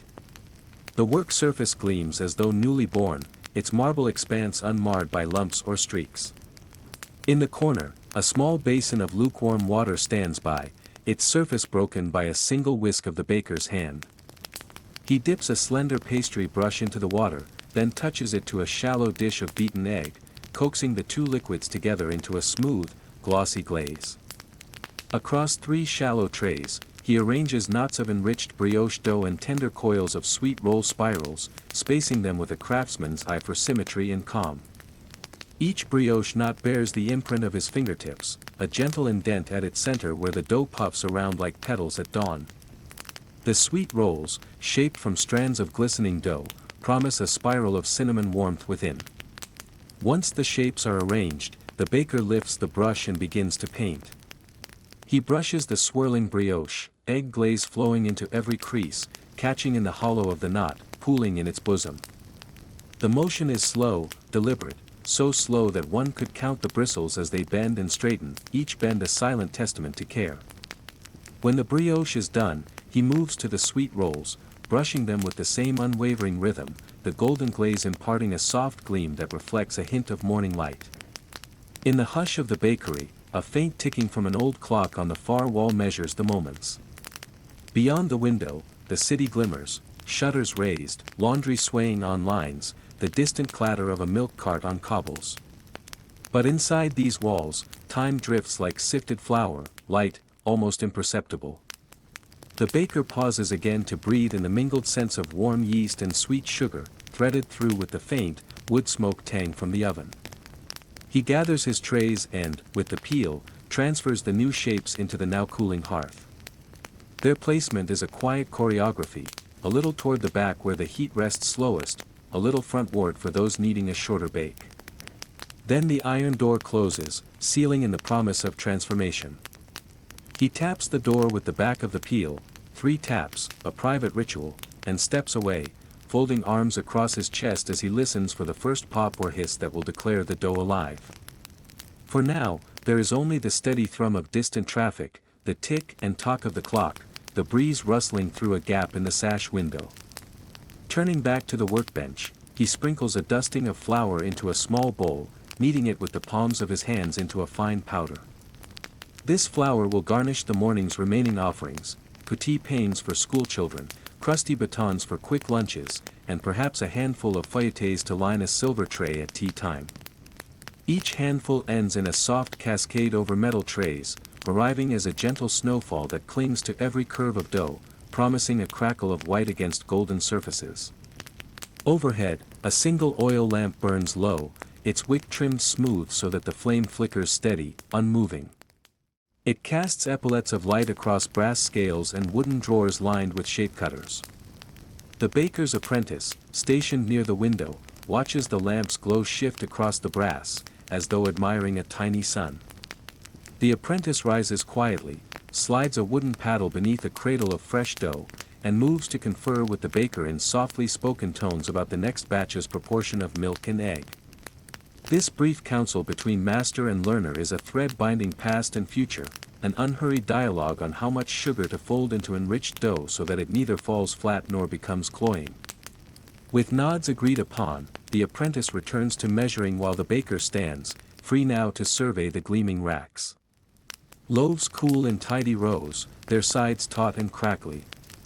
The brioche knobs and cinnamon spirals rest unseen behind hearth doors, but will emerge soon, bathed in heat, transformed into soft, fragrant pillows of morning delight. In the stillness of mid-morning, the bakery breathes as one. Each instrument, each gesture, each exhalation of steam contributes to a tapestry of routine made extraordinary by its gentle persistence. The crackle of crust, the brush of dough, the hum of collaboration, all converge in a tranquil moment before the afternoon rush. As Chapter 11 closes, the stage is set for the sweet awakenings yet to come. Soon, the crisp edges of cinnamon sugar will dot the marble counter as the baker unmolds the brioche, and soft ridges of golden pastry will appear one by one like sunlit petals. Yet for now, in this interlude between first and second offerings, the bakery rests in poise, its pulse measured by the rhythm of steam and flour and patient craft. Mid-morning rotation complete, it readies itself to greet the chapter that follows, one of sugar and spice, of rising steam and spun sugar whispers, and to ease the world into the lull of a gentle afternoon. Chapter 12, Sugar and Spice. The mid-morning bustle has quieted, and an almost reverent hush settles over the bakery. In this brief lull between the hearty loaves of wholemeal and the golden brioche, the baker's hands turn to a different kind of comfort, pastries laced with sugar and spice. The warm afternoon light, filtered through diamond-paned windows, falls across the marble-topped workbench, illuminating flecks of flour and the faint ghost images of earlier dough. Here, in this gentle interlude, the true alchemy of layered sweetness begins. At the heart of this chapter lies laminated dough, a supple, yielding sheet whose many strata promise buttery crescents and spirals that yield with a soft crackle beneath the teeth. The baker dusts the marble with a whisper of flour, just enough to guard against adhesion, but not so much as to dry the dough. Sliding one hand beneath the chill of the pasteboard rolling pin, the baker presses lightly, coaxing the first of several long, even turns. Each rotation is deliberate, slow, as though waking the dough from a brief slumber. The grain of the butter within unfurls beneath the pin, spreading in translucent ribbons. You can almost hear its faint sigh, as the pastry thins into a perfect rectangle, soft to the eye, taut but never stretched. From a small brass container the baker measures out an amber sugar, its crystals warm at the edges of the hand. A pinch of cinnamon follows, brisk and fragrant, like wood smoke drifting from a distant hearth. There is nutmeg, too, freshly grated atop a pewter tray, its scent piquant and autumnal, and a whisper of finely ground cloves for depth. The spices are combined in a wooden bowl, the baker swirling them with a slender spoon until the sugars take on a tawny glow. A faint mist of fragrance drifts upward, a prelude to the comfort these pastries will bring when they emerge from the oven. Once the mixture is ready, the baker lifts the rolled dough and, with the sure touch born of long practice, breathes on its surface to dampen it just enough that the sugar will adhere. Gently, the sugar-spice blend is scattered in a slow, purposeful snowfall, first a thin layer, then a swirl of heavier crystals toward the center, leaving a margin of plain dough around the edges. As each grain settles, it glints briefly in the daylight, little gemstones awaiting the kiss of heat. The baker's fingers then draw long strokes with a wooden scraper, nudging the sugar toward the innermost folds. The pattern that emerges resembles ripples on a quiet pond, concentric arcs hinting at the spirals yet to come. With the pastry partially coated, the baker lifts one short side of the rectangle and folds it inward, like a letter sealed with sugar. A light press with the rolling pin reaffirms the bond between layers, and the baker turns the whole affair 90 degrees. Again, the pin glides across the top, smoothing the plate of dough, sugar, and spice into a uniform sheet, no thicker than a thumb. It requires discernment to roll evenly, so that each layer of butter and each flake of sugar nestles perfectly beside its neighbor. One misstep, too heavy a press, and the layers might merge, robbing the pastry of its signature flakiness. Now comes the shaping. The baker lifts the dough and lays it atop a wooden board, its surface warmed by the low, steady heat of the room. With a sharp blade, the rectangle is divided into long strips, each about an inch wide. The first strip is gently coiled into a tight spiral, its outer edge pinched to seal the curve and trap the sugar inside. The baker watches for loose ends, tucking each one beneath the swirl, like gathering petals around a bud. A crescent shape takes form with the next strip, curved, proud, its points meeting in a quiet embrace. Each corner is firmly pressed, none shall unravel in the heat of the oven. As each spiral and crescent is shaped, it is placed upon a greased baking tray at precise intervals. The baker steps back to survey the arrangement, a constellation of pastries, each with its own character. Some are small and compact, others broad and generous. A few are twisted into knots, their sugar-laced strands crossing in intricate braids. No two pieces are identical, yet all share the same promise of warmth and sweetness. Between them, enough space remains for the steam that will billow during baking, coaxing each layer to puff and separate. With the trays filled, the baker brushes the pastries with a light wash of egg beaten thin with milk. The bristles of the brush tremble slightly in the baker's hand as they trace gleaming arcs along each curve. Where the egg touches, the dough will turn satin golden. Yet the baker is mindful not to oversaturate, too much wash can weigh down the delicate layers. Only a whisper of sheen is permitted, the barest hint of gloss. Moments pass in stillness.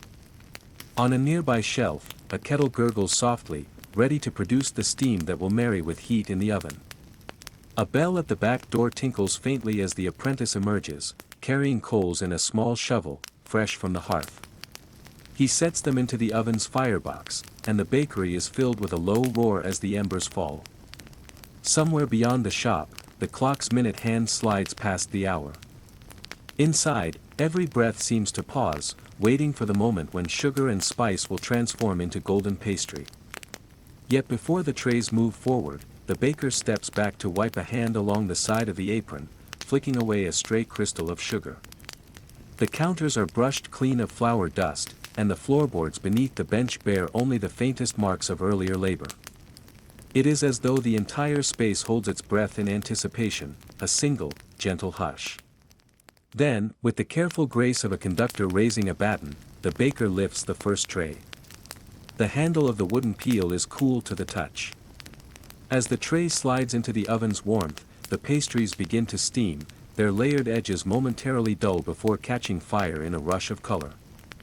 In that moment, the sugar nestled between the layers begins to liquefy, bubbling softly in the heart of each spiral. The spices awaken, blooming in the heat, their essences mingling into the dough. Within minutes, the bakery's air will be suffused with a heady perfume of cinnamon and brown sugar. But for now, the baker steps aside and allows the oven door to close with a soft thud. The gentle click of the latch echoes like a promise. Behind the iron, the precise alchemy of temperature and time takes hold. Outside, a stray sunbeam picks out motes of dust dancing in a lazy circle above the working bench. The final act of this chapter has been set in motion.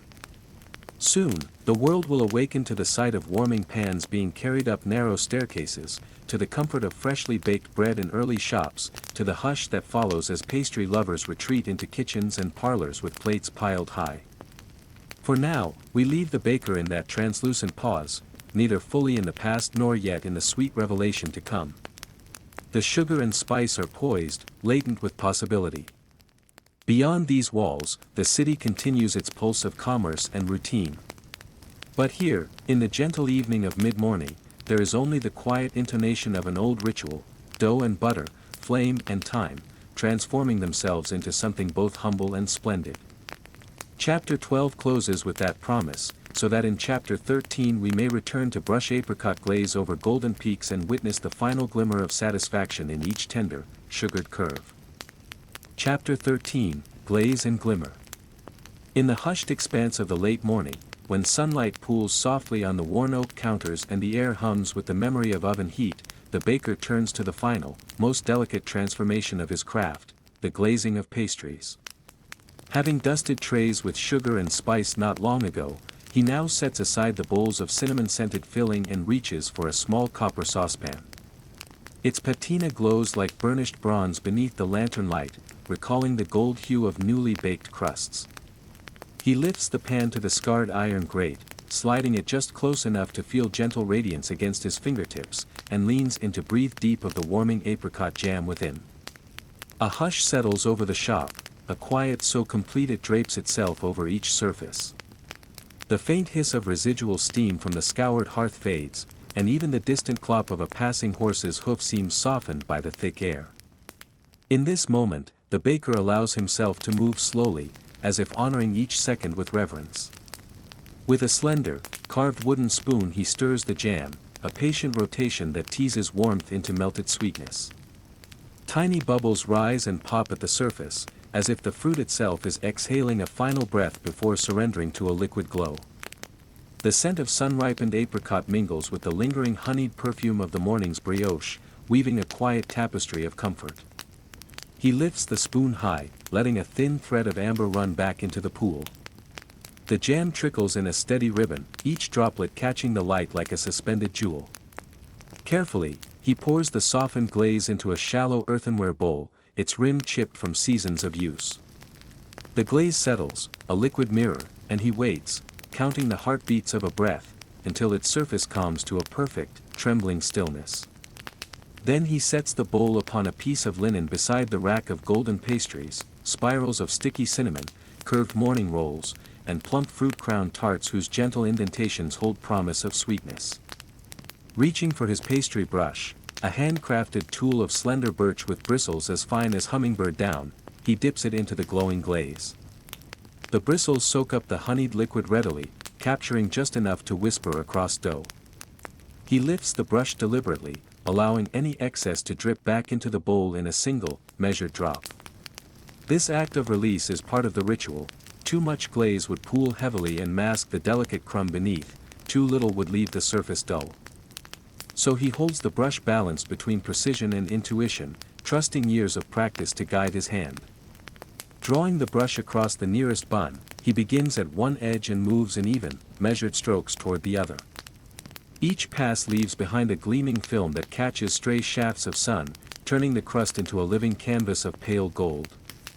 He brushes in the direction of the natural grain, following the gentle ridges and valleys formed by careful proving. There is a soft, almost imperceptible swish as bristles glide over the surface, a sound that seems larger in the stillness of the shop, like a secret announced in a cathedral of dust-freighted beams. When he pauses, the bun shimmers as though awakened by a shaft of dawn light, its glaze refracting warmth in tiny, radiant flashes. One by one, he attends each pastry. On the spiral rolls, he follows the curve of each concentric coil, ensuring that sugar-kissed peaks are given extra kiss of glaze. On the little tarts, he lets the brush tip dance around the fruit, blueberries, raspberries, slivered apple, so that each jewel-like morsel is encased in a delicate shell of sweetness. The glaze pools ever so slightly at the base of the fruit, creating miniature halos that enhance color and preserve freshness. As he works, the baker's mind drifts, not to next orders or tomorrow's kneading, but to the simple perfection of this moment. The warmth beneath his palms, the soft weight of the brush, the soft drift of sunlight across linen curtains, he is fully present. When the final pastry is crowned with its glossy finish, he lifts the rack toward the window where the light is at its brightest. He turns it slowly, catching the shimmer from every angle, as if unveiling a small treasure to a waiting friend. Each pastry gleams with its own character, one is honey-warm and golden, another rosy tinted around its edge, a third pale and dusted with the faintest ghost of sugar crackle. He breathes deep, savoring the hush that follows, a moment of completion before the world stirs once more. Gently, he covers the rack with a fine linen cloth, both to protect the glaze and to reserve its radiance for eager customers. The cloth becomes a soft veil, trapping the warmth and promising a gentle reveal. He straightens, smoothing the folds of his waistcoat, and steps back. The shop still resonates with a slow heartbeat, one that only a craftsman can hear, the echo of ovens cooled, the whisper of dough settled, the distant promise of evening's hush. Beyond the workbench, the doorbell is yet to ring for the afternoon's trickle of customers. Even the clouds outside seem to pause, casting a softened glow through lead-ed panes. The baker wipes his brush on the edge of the bowl, watches the bristles regain their neat alignment, and then places it upon a linen mat alongside the copper pan. Tomorrow, he will return to kneading and scoring, proofing and steaming, cycles as dependable as the turning of the earth. For now, he allows himself a quiet moment to regard his handiwork. The pastries, crowned by glaze and glimmer, stand ready to become part of someone's gentle respite, a small sweetness in a busy day. As chapter 13 draws to its close, the afternoon lull beckons ahead, an interlude of calm before the shop opens its doors once more. In that pause, the baker gathers his tools, lets the soft glow of the glaze settle into memory, and readies himself for the quiet rhythm that follows. The next chapter will find him sipping lukewarm tea behind the counter, counting unsold rolls, and polishing the brass labels that gleam like tiny moonlit lanterns.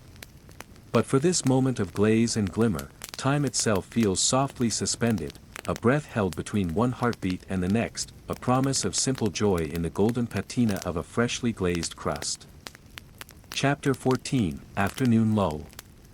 A soft stillness settles over the bakery as the late sun drifts westward, its light slanting through the tall, narrow windows onto wooden floorboards dusted with stray flour. The heavy scent of warm grain mingles with the faint sweetness of vanilla and sugar lingering from the morning's pastry bakes. On the wide marble counter, a row of unsold rolls lies arrayed like tiny monuments, plump wholemeal buns, slender baguettes, rounded brioche knots threaded with strands of egg wash. Between their crusts and crumb, each loaf tells the story of hours past, the kneader's press, the tender folds, the welcoming heat of the hearth. Here, in this hushed interlude, the baker moves with deliberate calm, as though part of an unhurried ritual that has endured for centuries. He lifts a small tin teacup, faded blue with a slender gilded rim, and cradles it between both hands. The remains of early brewed tea cling to its sides, and as he tips it to his lips, the amber liquid, now just lukewarm, sends a quiet comfort through his chest.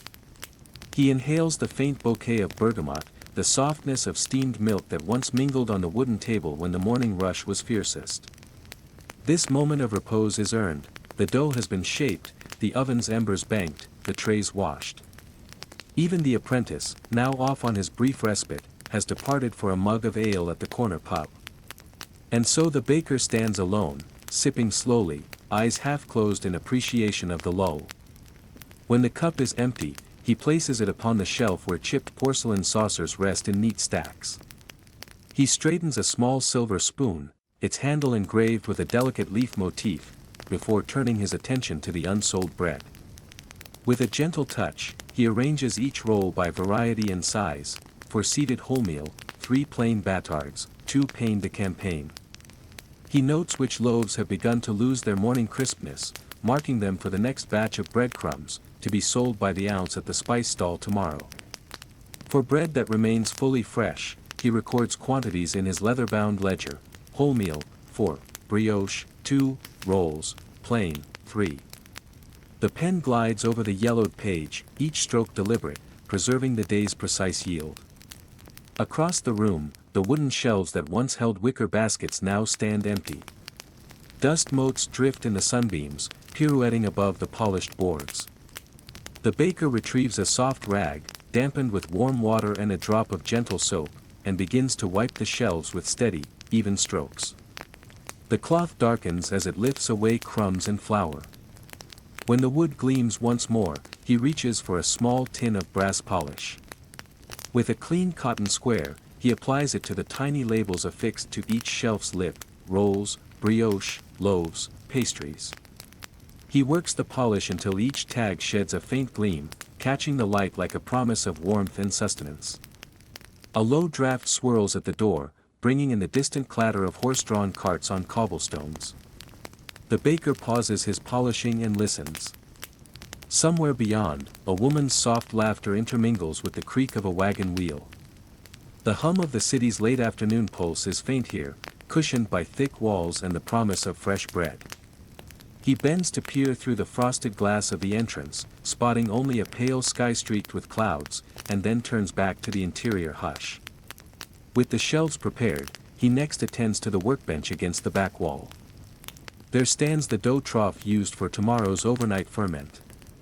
He runs his hand over its cool wooden rim, feeling the faint grain of oak beneath his palm.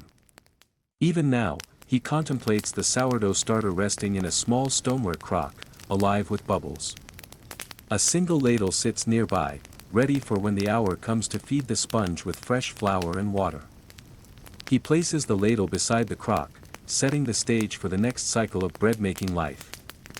Lighting is modest now. The afternoon sun has lost its high brilliance, and only a few gas lamps flicker on at the corners of the room, soft halos of yellow against the waning daylight. He moves among them, opening each lamp's brass hatch to trim the wick and top up the oil, ensuring that when evening draws its veil, the shop will glow with steady warmth. Each lamp provides a small compass point in the gathering dim, a signal that work continues even as hours turn toward dusk. As he finishes, the baker steps to a small writing desk tucked in the corner. He retrieves a stub of pencil and sketches a quick diagram, midday stock levels and a rough plan for the market goods he will gather on the morrow.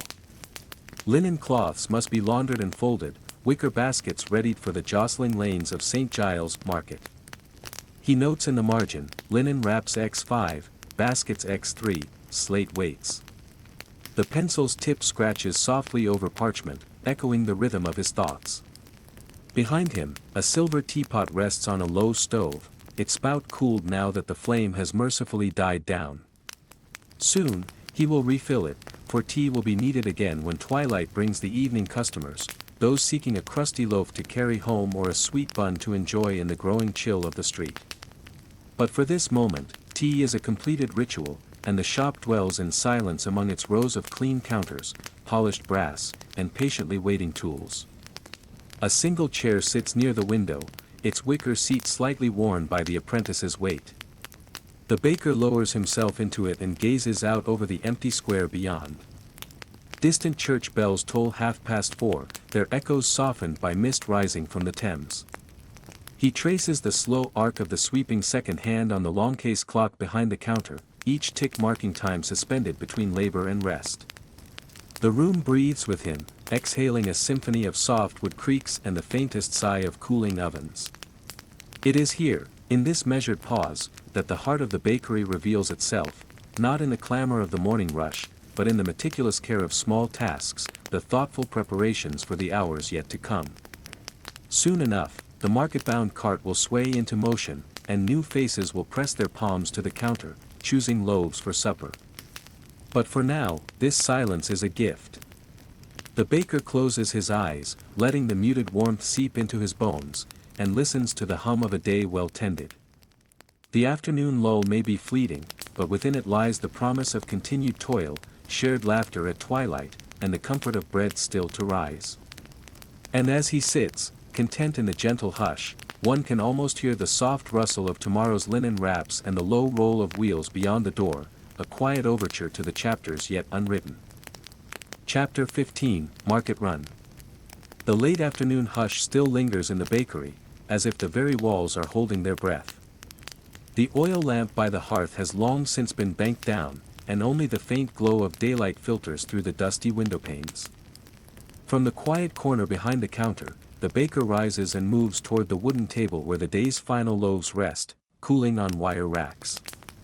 Each loaf carries the warmth of the oven's last embers, its crust crisp and golden. A piano of quiet motions begins. The baker's fingers brush over the linen cloths laid ready, fingers curling around soft folds as he selects the smoothest piece for wrapping. The cloth slips through his hands in a gentle rustle, and he feels the natural give of the flax fibers beneath his palms. He settles each loaf at the center of the cloth and draws its corners up slowly, as if performing a delicate ritual. The linen whispers against the crust, and he tugs the corners taut, forming a snug parcel. With careful precision, he ties a length of thin, twisted twine around the bundle, looping it twice and fastening it with a soft knot that rests like a gentle promise against the cloth. One by one, he repeats the process: a batard with its elongated silhouette, a round country loaf, and two oval rye breads whose scarlet slashes now peek through the cloth like veined petals. Each parcel is marked with a tiny handwritten slip of paper, wholemeal, white, rye, tucked securely under the binding of twine, so that buyers at the market need not guess its contents. Once the loaves are wrapped, he turns to the wicker baskets lined along the counter's edge. Their arched handles and plated walls bear the faint sheen of past excursions, dried straw, traces of flour dust, and the irregular theatrical shadows cast by the marketplace's flaring midday sun. The baker lifts the first basket, a generous curve of golden willow, into his hands, noting its reassuring weight and the slight give as the loaves settle within. He presses them gently into place, ensuring they do not press too tightly against one another, allowing each crust to breathe and never risk losing its crisp veneer. A bubble of satisfaction rises as the basket fills. The smooth undulation of bundles and cloths looks like a small, private harvest. A second basket, slightly smaller, is prepared in like fashion, a mixture of sweet rolls, brioche twists, and butter-enriched buns with sugar-dusted tops. He arranges them in concentric circles, the smallest buns nestling at the center, larger spirals framing them in a golden wreath. The aroma drifts upward, a whisper of caramelized sugar mingling with the faint, nutty scent of brioche. The baker straightens, glances at the lingering shadows on the stone floor, then crosses the threshold into the sunlight beyond the door. Outside, the air feels different, warmer, scented with dust and distant blossoms, as if the day itself were breathing upon his skin. The faint echo of footsteps, the clatter of hooves on cobbles, the low murmur of neighborhood chatter, all combine in a gentle hum that greets him like an old friend. He rests his hands on the curved handles of the first basket, plants his boots firmly on the uneven stones, and leans forward, letting the weight settle into the wheels of a small wooden cart. With a short, purposeful push the cart begins to roll, its iron-rimmed wheels turning with a soft sigh against the aged granite. The baker adjusts his grip on the cart's frame and guides it along the narrow lane, past shuttered row houses whose paint has faded to pewter under years of weather and coal smoke. As he moves, he nods to the odd figure at a corner stall, a fishmonger wiping her hands on her coarse apron, then offers a courteous "good day" to a peddler balancing baskets of green apples and pears. Their exchanges are hushed, respectful, words barely rise above a gentle current of voices. Once past the last house, the baker emerges into the broad, open space of the market square. Tables and stalls fan out in neat rows beneath a sky still warm from the afternoon sun. Wooden boards bearing fish, vegetables, cloth, and metal trinkets stand side by side, each fragrant corner advertising its own textures, tones, and small economies. He steers the cart to a familiar spot, a stall with a simple red and white striped canopy. Here, on a low plank table, he sets down the first basket, the willow side scraping softly against the wood. The baker lifts each wrapped loaf from the basket and arranges them with quiet intention, the oval rye breads at the back, their dark crusts offering a steady backdrop, the rounds in front, flanked by the taller batards, the lines of twine and parchment giving each a place of honor. With a practiced motion, he slides the second basket close by, tipping it just enough to allow the sweet buns to tumble into a pleasing cascade. The sugar-dusted tops catch a shard of sunlight that filters between the canopy's sagging stripes, flickering like a promise of gentle sweetness on the tongue. A few moments pass in hush. A breeze brushes past the market, rustling the canopy's frayed edges, stirring the notes of his handiwork. A woman's voice drifts across the space. "Is that your new rye, mister? Such a lovely color." The baker looks up and nods with a small, polite smile. She reaches out, the soft cloth at his loaves brushing against her fingertips. He steps forward and unwraps one of the rye breads, holding it at its base. The cloth falls away, revealing the loaf's dark, crackling surface. Sunlight plays across the network of fissures, each crease shadowed in gold. The woman inhales deeply, a faint smile curving her lips, and the baker begins to slice off a small piece, offering it to her on the tip of a tiny wooden skewer. The bread yields beneath his knife with a quiet crack, and in the stillness, the subtle sigh of steam escaping from within. She tastes the sample and nods again, murmuring her praise, then produces a few coins that clink like distant raindrops in his hand. As he wraps her purchase in fresh cloth and ties it, the sugar from the buns glitters softly in the corner of his eye. A child tugs at his mother's skirt, pointing to the sweet rolls. The mother smiles and nods, and soon another transaction takes place, also as gentle. The market hums at this unhurried tempo, every exchange a soft music of gratitude. Standing back, the baker surveys the spread, loaves resting in neat rows, sweet rolls beckoning with their spiral forms, customers leaning in with appreciative whispers. The sky overhead has begun its subtle descent toward evening, and the church clock in the distance tolls the hour with a slow, warm reverberation. It is time soon to pack what remains and return to the shop, to lay in stores for the late-day trickle of guests who seek a lingering taste of midday harvest.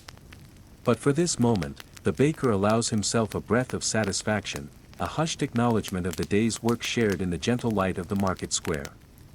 With the next chapter awaiting, return and replenish, the baker straightens the linen canopy, brushes a stray crumb from the table's edge, and waits.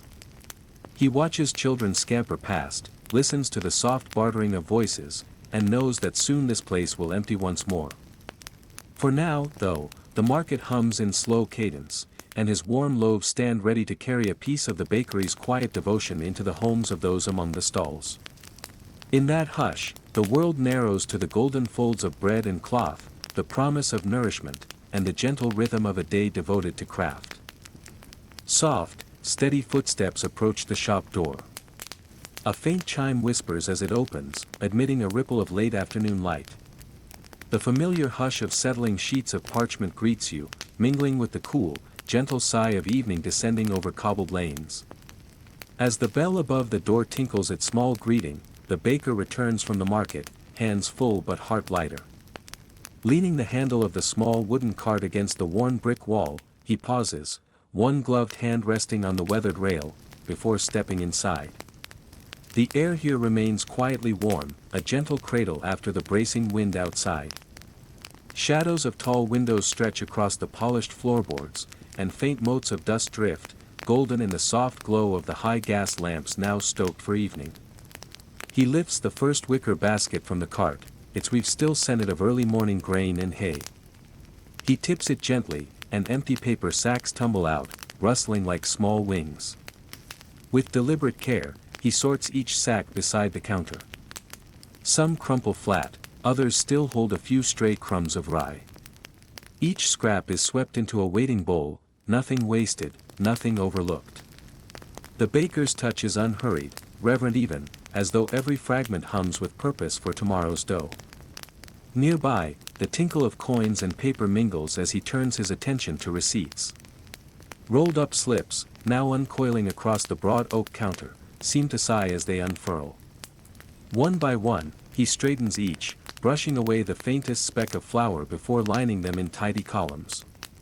The soft scratch of quill meets parchment as he notes which customers paid their tab in full, and which may still expect a tally come morning.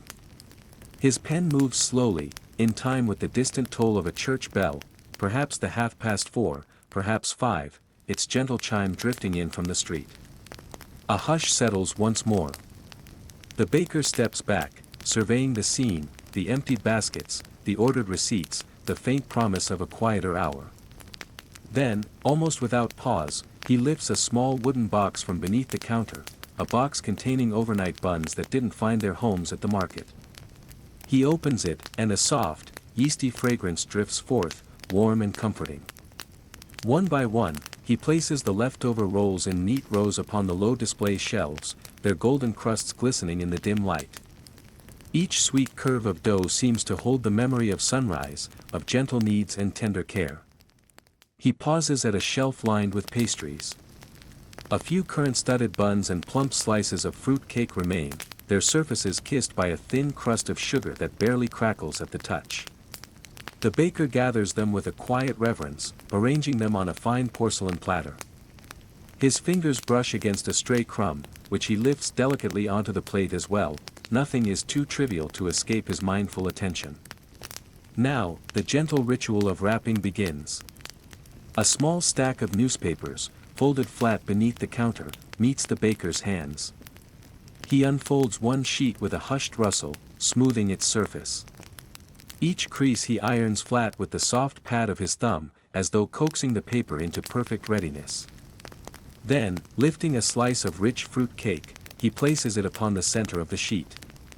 He folds the edges inward, two gentle folds at the sides, a light tuck at the bottom, before rolling it upward in a final, slow motion. The paper crackles softly against the cake's yielding crumb, a tiny whisper that mingles with the distant traffic across the street. With each wrapped treat, the baker breathes a small sigh of contentment, as though he, too, feels cradled by the moment.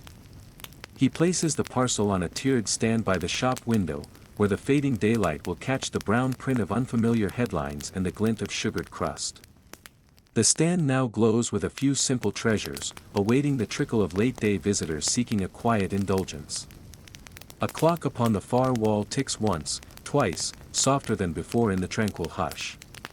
It marks the slow approach of evening, when the hearth will need fresh fuel and the ovens will murmur awake once more. But for now, the baker allows himself a moment's rest. He steps behind the counter, pouring water from a copper kettle into a small porcelain pitcher. The warm water swirls, steam dancing upward in tendrils that dissolve into the lamplit air. He lifts the pitcher to his lips and tastes, gentle warmth meeting tongue, as comforting as any freshly baked loaf. The door chimes again, a single, muted note, yet the shop remains steeped in its serene routine. The baker straightens the folded newspapers, arranges the remaining receipts, and gives one last glance at the now ordered rows of buns and cakes. Each element, simple and unassuming, feels woven together by the same quiet thread, the careful rhythm of tending, wrapping, and preparing. A ritual of small things, each attended with equal devotion. And so this chapter closes, with the soft closing of a drawer, the faint click of brass handles, and the muted footsteps as the baker steps away, only to return in an hour's time for the evening's next unfolding. Ahead lie new loaves rising in the warmth, fresh dough that will take form beneath skilled hands. But in this gentle pause, as mid-afternoon drifts toward twilight, the heart of the shop rests, replenished by its own modest bounty. The lamps dim fractionally as dusk seeps closer. Outside, gaslights flicker to life, one by one, while inside the stillness lingers, an invitation to pause, to breathe, and to await the next soft turn of this unhurried story. Chapter 17, Late Day Bakes. As the afternoon light wanes, a soft hush settles over the bakery. Dusty rays of pale gold streak through the high window above the preparation table, painting gentle patterns on the worn wooden floorboards. In this quiet hour, when the morning rush is long behind and the market bells have faded into memory, the baker moves with measured, unhurried steps. He glances at the wall clock, its minute hand hovering near 3:30, and allows himself a moment to inhale the mingled scents of warm grain, residual steam, and the faint sweetness of honey-glazed rolls cooling on racks. For months he has performed this ritual, but tonight there is a special purpose, to shape the overnight sourdough that will greet dawn's first light. The schedule is deliberate. By the time the moon rides high and the candles burn low, the dough will rest in the silent shop, ready for its slow, overnight ferment. Tomorrow's crusts will catch the morning sun, golden and crackly, like memories waiting to be shared. He lays out a length of heavy, tightly woven canvas dusted with white flour. The cloth's coarse texture, like soft burlap, will cradle the dough through its final folds, wicking away excess moisture while supporting the loaf's gentle curve. From a small wooden barrel at his side, he measures precisely 500 grams of the sourdough starter, alive with tiny colonies of wild yeast. It bubbles quietly, as if dreaming of growth. To that he adds 750 grams of strong white flour, sifted through a fine hair sieve to remove stray bran flecks, and 500 milliliters of tepid spring water, drawn from the same well that fed the morning's mixing bowl. With patience born of years at the kneading bench, he begins to combine these three elements. The water pours in a thin, steady stream, breaking against the starter's surface, forming shallow rivulets that disappear into the tangy foam. He lifts a wooden spoon, its handle worn smooth, and guides the flow in wide, circular motions, coaxing flour into pockets of liquid until the mixture resembles a loose, shaggy paste. The air carries the starter's slight tang, a promise of gentle acidity that will tang the crust and lend depth to the crumb. When the shaggy mass has just formed, he tilts the canvas to catch stray drips of dough and folds it over itself, pressing gently with fingertips until the mass coalesces. Then, with a deliberate, almost reverent motion, he tips the dough onto the dusted canvas. White clouds of powder bloom as flakes of flour detach and drift to the floor. Kneading is minimal, this dough must remain airy and open, so instead he performs a series of gentle folds, a quarter turn, one corner lifted and laid across the center, a second fold from the opposite side, then the remaining two edges. Each fold stretches the dough just enough to build strength in its gluten network, trapping tiny bubbles of gas that have already begun to form inside the starter. He pauses after the final fold, cupping his hands to shape the dough into a loose ball. The tactile sensation is soft and yielding, like closing one's hands around a newborn bird. The loaf's surface is smooth except for a few faint lines where the canvas brushed against the dough. He lets it rest, seam side down, and brushes light flour across the taut top, creating a pale blanket. With careful precision, he lifts the corners of the canvas and gathers them over the dough, so the loaf rests cocooned in its floury cradle. Throughout this process, the world outside seems to slow. The faint clatter of a horse's hoof on the street is distant and muffled. Inside, the only sounds are the muted scrape of the wooden paddle as he strokes away stray flour, the soft thud as he sets down the barrel's lid, and the gentle breath he exhales, steady and unhurried. In the corner, the oven's iron door stands closed, its embers banked hours earlier. The hearth is cold now, blackened ash lies like sifted snow beneath the grate. Before leaving the dough to its rest, the baker attends to that hearth. He picks up a small wire brush and, kneeling on one knee, removes any stray ash or clinker from the oven floor. The grate's iron bars glint faintly in the twilight. With practiced care, he closes the dampers, sliding them shut until the oven's gentle glow on the small viewing window at eye level is extinguished. The heat is preserved deep within the brick walls, held like a secret. The shop will cool further as evening deepens, but the oven's heart remains ready to kindle at dawn's command.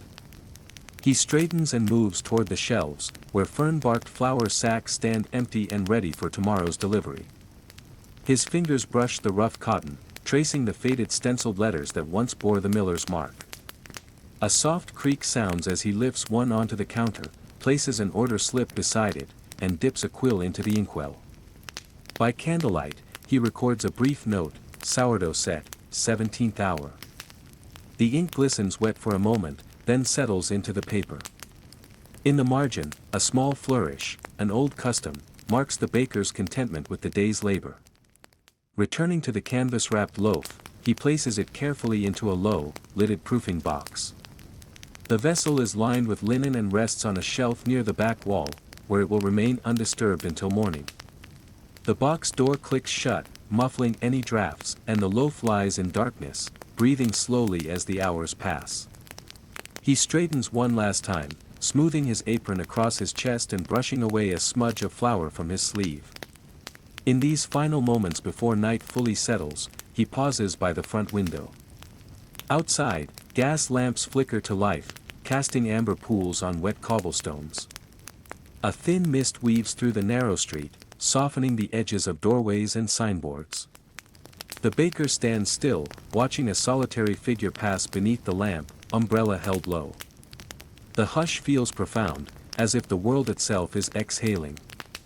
At last, he turns the key in the shop's heavy lock, extinguishes the last flicker of candlelight, and steps out onto the threshold. The door closes softly behind him, sealing in the resting dough and the cooled hearth. In the silence of the street, he lifts his gaze to the moon's pale crescent hanging above the rooftops. Soon the lamps will dim, and the night will cradle the city in shadow. But in the bakery's heart, beneath layers of flour dust and canvas, a loaf dreams of dawn. With steady breath, he walks away, each footstep measured and light. The shop now sleeps, its late-day bakes tucked safely away. Tomorrow, at the turning of a new minute, the oven's heart will rekindle, and the sourdough will awaken, ready to fill the air with its warm, tangy promise. Tonight, however, belongs to rest and quiet anticipation. The baker disappears around the corner, leaving the world to its gentle night. Chapter 18, Tending the Hearth. A low, amber glow still glimmers behind the iron door of the oven, soft and wavering like the steady breath of some great, slumbering beast. Outside, the light through the bakery windows has grown thin and ghostly, filtered through the gathering dusk beyond the cobblestones. Inside, the baker remains at his post, bent before the hearth in a space that has carried the day's warmth and toil. All around him, the shop carries its familiar hush, wooden floorboards cool underfoot, brass handles gleaming dimly in the last sweep of evening light, a single wick lamp guttering softly at the corner of the long workbench. Here, at the end of another cycle of rises and bakes, he turns his attention to the hearth itself, tending coals and ash as though offering a final benediction before the night. He reaches for the wire brush, its handle polished smooth by seasons of use, the bristles still firm despite the countless scrape and rakes against the blackened arch. With gentle pressure, he slides it through the ash bed, collecting the fine white residue that once held the fervent heat of daybreak loaves and sweet pastries. Each sweep reveals shards of glowing ember, flickers of orange against a backdrop of gray. In the quiet, the rasp of wire against brick is sound enough to fill the empty shop, a small symphony of metal on stone. He works methodically, coaxing loose ash from every corner of the oven's floor, mindful of the thin cracks where coals might linger unseen, dreaming of tomorrow's flames. With the ash cleared, he pauses. A soft exhale escapes him, almost a sigh, though years of habit have made it neither resignation nor relief, rather, it is simply the breath one takes when tending something intimate, something that gives warmth and sustenance. Above the hearth, darkness pools where once the blaze roared bright. Now, only the embers remain, deep rubies held in a bed of black charcoal. He allows himself a moment to study them, how the dull red centers glow more fiercely than the spots he has scraped free, making small halos of heat that linger against the night air of the shop. Next comes the dampers. He reaches up, hand guided by memory more than sight, and fingers the cool iron lever that controls the flow of air to the firebox. Slowly, deliberately, he begins to close it, feeling the subtle tension change under his touch. The hearth resists, an echo of its former strength, but gradually the pull slackens. The tightness in the coals eases as the last wisps of flame are starved of oxygen. A final purr of heat emerges from the hearth, as if the fire itself is settling deeper into repose. Then the lever clicks into place, sealed. The baker withdraws, his hand lingering on the iron door's rough surface, as though to confirm that it is closed, protected, secure. He turns back to the small viewing window set into the oven's door. It is a humble aperture, a circle of smoky glass that has served him all these waking hours, allowing him to peek at dough as it browns, to watch crust deepen from mellow gold to crusty brown. Now, it is his way of saying goodnight to the hearth. He squats, positioning himself so the last daylight falls across the glass, and leans in until his breath mists the pane ever so slightly. Through that dim window, he watches the embers pulse, each beat a tiny promise of warmth for the next morning's rise.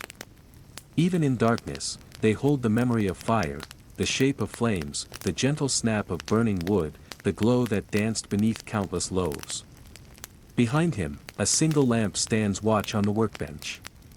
It casts long shadows that stretch like lazy silhouettes, oven peel propped against the wall, flour-dusted shovels arranged in neat order, wooden bins empty now of both grain and thought.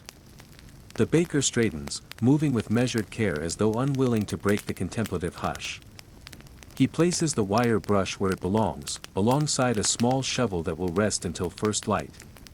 He casts one last glance at the hearth, as if promising to return before the night has deepened too far.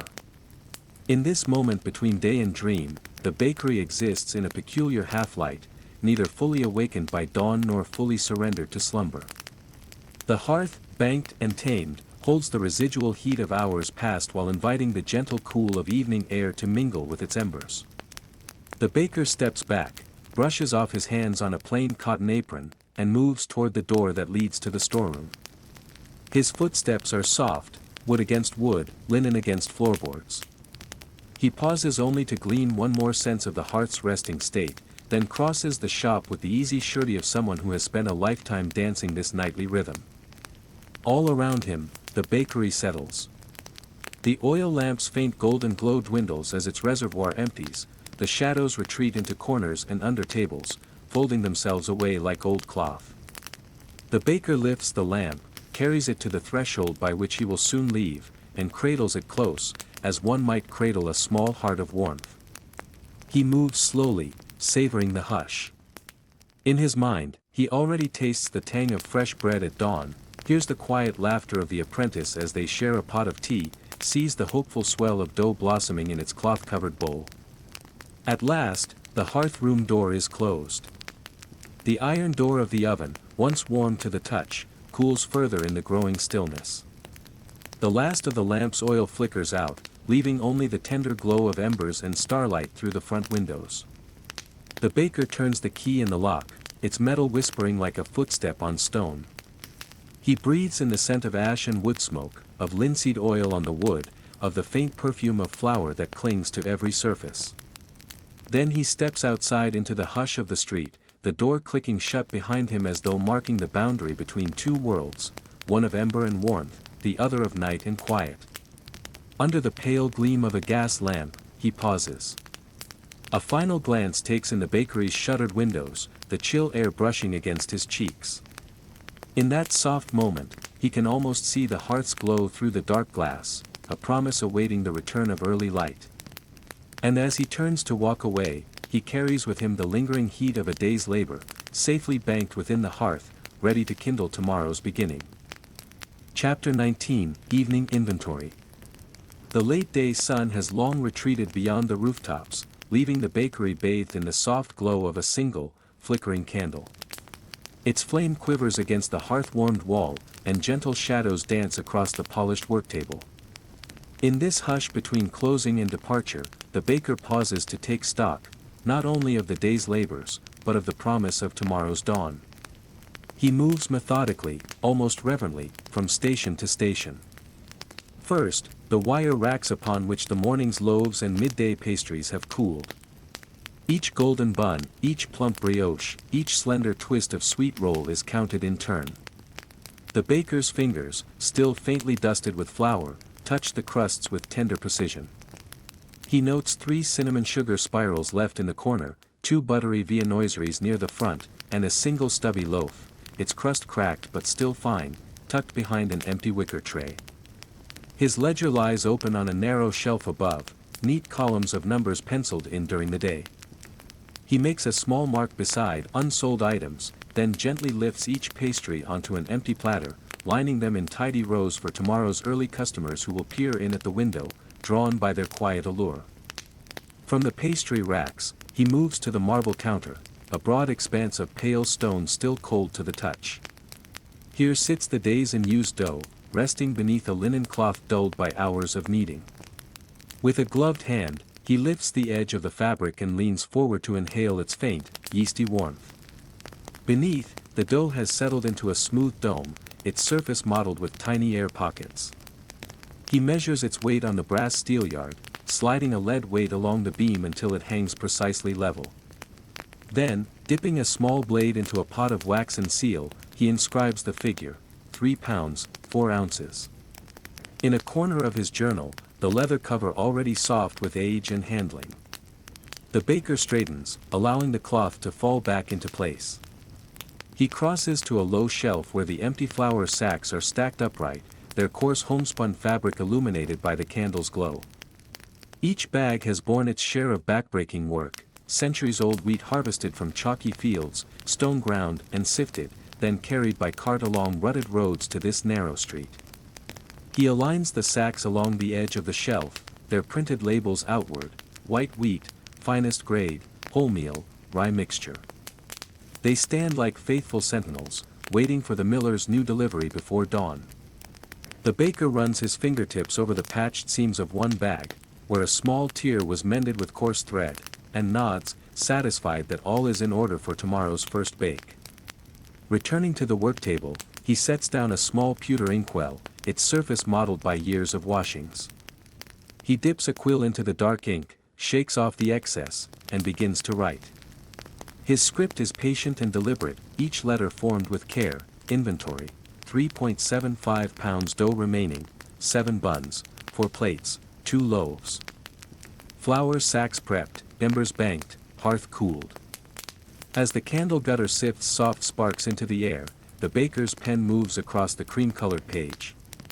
Outside, the distant clink of a passing carriage echoes through the narrow lane, reminding him that the world beyond the shop continues its own quiet rhythm.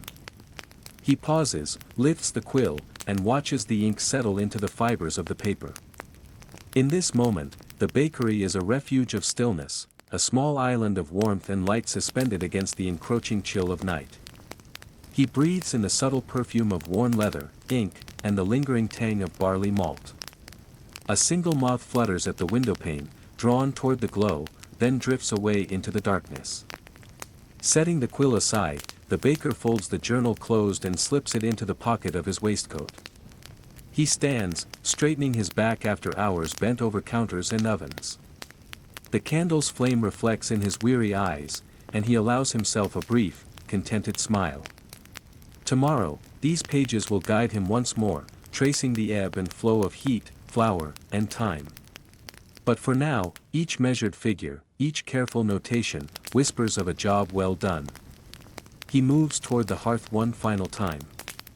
With a small shovel, he draws the remaining embers together, watching the glowing coals shrink beneath the iron cover. A soft hiss of embers meeting cold air fills the kitchen, then falls silent. The hearth is sealed, the last breath of warmth entombed until morning. Slowly, the baker retraces his steps, past the lined pastries, the stacked flour sacks, the covered dough. He dips down to extinguish the candle, its flame sighing as it dies, leaving only the dull red glow of the hearth's embers behind the iron door. The room dims, and he presses the last key into the lock of the front door, hearing the latch click in quiet affirmation. Stepping into the cool night air, he pauses on the threshold. The street is hushed, the gas lamps flickering like distant stars. A soft wind carries the faint aroma of wood smoke and earth, a reminder of hearths being tended and mills turning beyond the city walls. He inhales deeply, the cold air crisp against his lungs, and allows himself a moment to savor the vast stillness. Then, with ledger and journal tucked beneath his arm, he turns and walks away, his boots tapping softly on the cobblestones. Behind him, in the darkened bakery, the silent notes of Chapter 19 remain, records of care, precision, and gentle continuity, forever guiding the first light of tomorrow's pre-dawn threshold. Chapter 20, Nighttime Closing Ritual. A hush settles over the little bakery as the last customer recedes down the cobbled street, his shawl pulled tight against the evening chill. Inside, among the warm glow of fading daylight and the final embers in the hearth, the baker pauses, fingertips lightly tracing the grain of the polished oak counter. The air still carries the faint sweetness of yesterday's sugar, a whisper of cinnamon swirls and honeyed brioche, but now is the hour of quiet, when even the walls seem to breathe more softly. He presses a linen cloth to the worn wood, folding it and setting it aside, then gathers the remaining pastries, still warm, still soft, onto a low shelf. Each brioche and each twist of sweet dough is aligned with quiet precision, as though they might dream on their own of tomorrow's dawn. Overhead, the lone oil lamp has burned low. The baker lifts the little brass wick trimmer, its scissor-like blades blinking in the muted glow. With a measured snip he clips the scorched edge of the wick, easing the flame back to a gentle candle flame flicker. A thin plume of smoke curls upward, smelling faintly of tallow and old stone. The light steadies, pale in the gathering dusk, casting long, soft shadows across the tiled floor. He dips the wick trimmer in a small bowl of water at his side before returning it to its hook.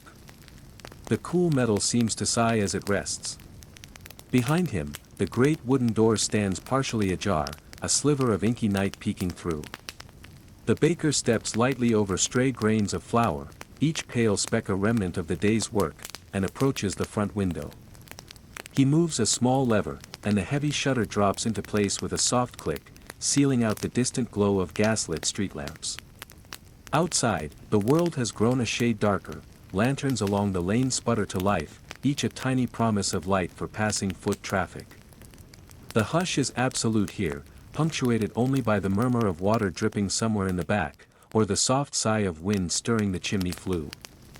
With the shutters fully drawn, the baker turns to the shop's inventory once more. He counts the loaves that remain, 5 round boules tucked into cloths, 3 long batards resting on a low rack, and a single half-loaf, crust notched like the letter E, destined for a neighbor's early breakfast. He jots each item in his leather-bound journal by the lamp's glow, the pen tip scratching gently on page. The journal smells of leather and ink, of parchment and midnight oil. Each line of his neat script captures not only numbers, but the memory of the dough's texture, the oven's warmth, the hush and rhythm of the shop. As a final flourish, he closes the book and tucks it onto a shelf beside a small pewter cup half filled with cleaning bristles. Now comes the matter of the hearth. The last coals lie low among the blackened bricks, tiny red hearts that promise to warm tomorrow's first loaves. The baker fits on a pair of heavy leather gloves, coaxes the iron door open with a soft creak, and gently fans the embers into the corner where they will sleep. No spark escapes, no stray ash drifts. He slides the iron door shut with a steady push, then turns the damper closed, sealing in what warmth remains. The hearth falls silent, but in its rest it holds a memory of heat, just enough for the baker to cradle in his mind before turning his gaze to the door. Reaching for the heavy key on its ring of copper loops, he unlocks the thick wooden door. A faint gust of night air flows in, carrying the briny tang of the Thames and the distant echo of church bells striking 10. He steps across the threshold, pulling the door gently closed behind him. The key slides back into its lock with a soft click. The street before him is damp with recent drizzle, each pebble of the paving stones shining in the lamplight like tiny mirrors. The gas lamps pulse, their flames breathing in and out in metallic holders that line the row of narrow houses. His breath clouds before him as he pauses, savoring the abrupt coolness on his cheeks. And then he sees her, a lone figure half hidden in a pool of lamplight, a long cloak whispering against the ground. In her gloved hand she carries a copper pan, its curved handle glinting. Atop it, faint tendrils of smoke drift upward. From the edge of the doorway, the baker watches in gentle curiosity as she lifts the warming pan and steps quietly toward another door down the lane. Every so often she pauses, listens, and the pan hisses softly, small sparks of warmth offered behind closed doors.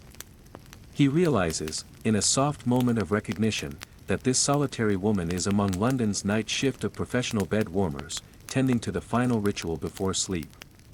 The baker straightens, tucks his hands into his coat pockets, and smiles to himself. The nighttime world around him feels alive with these interlocking routines, the hush of his closing ritual and the soft footsteps of the bed warmer on her appointed rounds. Somewhere just beyond a clustered pair of shutters, a fire crackles beneath bed sheets, preparing the way for dreams. In that thought, he finds a warmth as deep as any of his ovens, a comfort in the simplest gestures of care that bind the city together once the sun has set. With the thought dancing in his mind, the baker turns and begins the short walk home, his footsteps echoing softly on the stones. The door of the bakery stands quiet, its lamp extinguished, its ovens resting. Behind it, tomorrow's dough will sleep beneath linen, and in homes all around, bed warmers will continue their gentle rounds. In this nocturnal cityscape, every ritual is a small kindness, and every moment of peace is earned in the measured turning of the day's final page. As the baker disappears into the night, the street settles once more, cradled in the deep quiet of London's 19th-century midnight hours.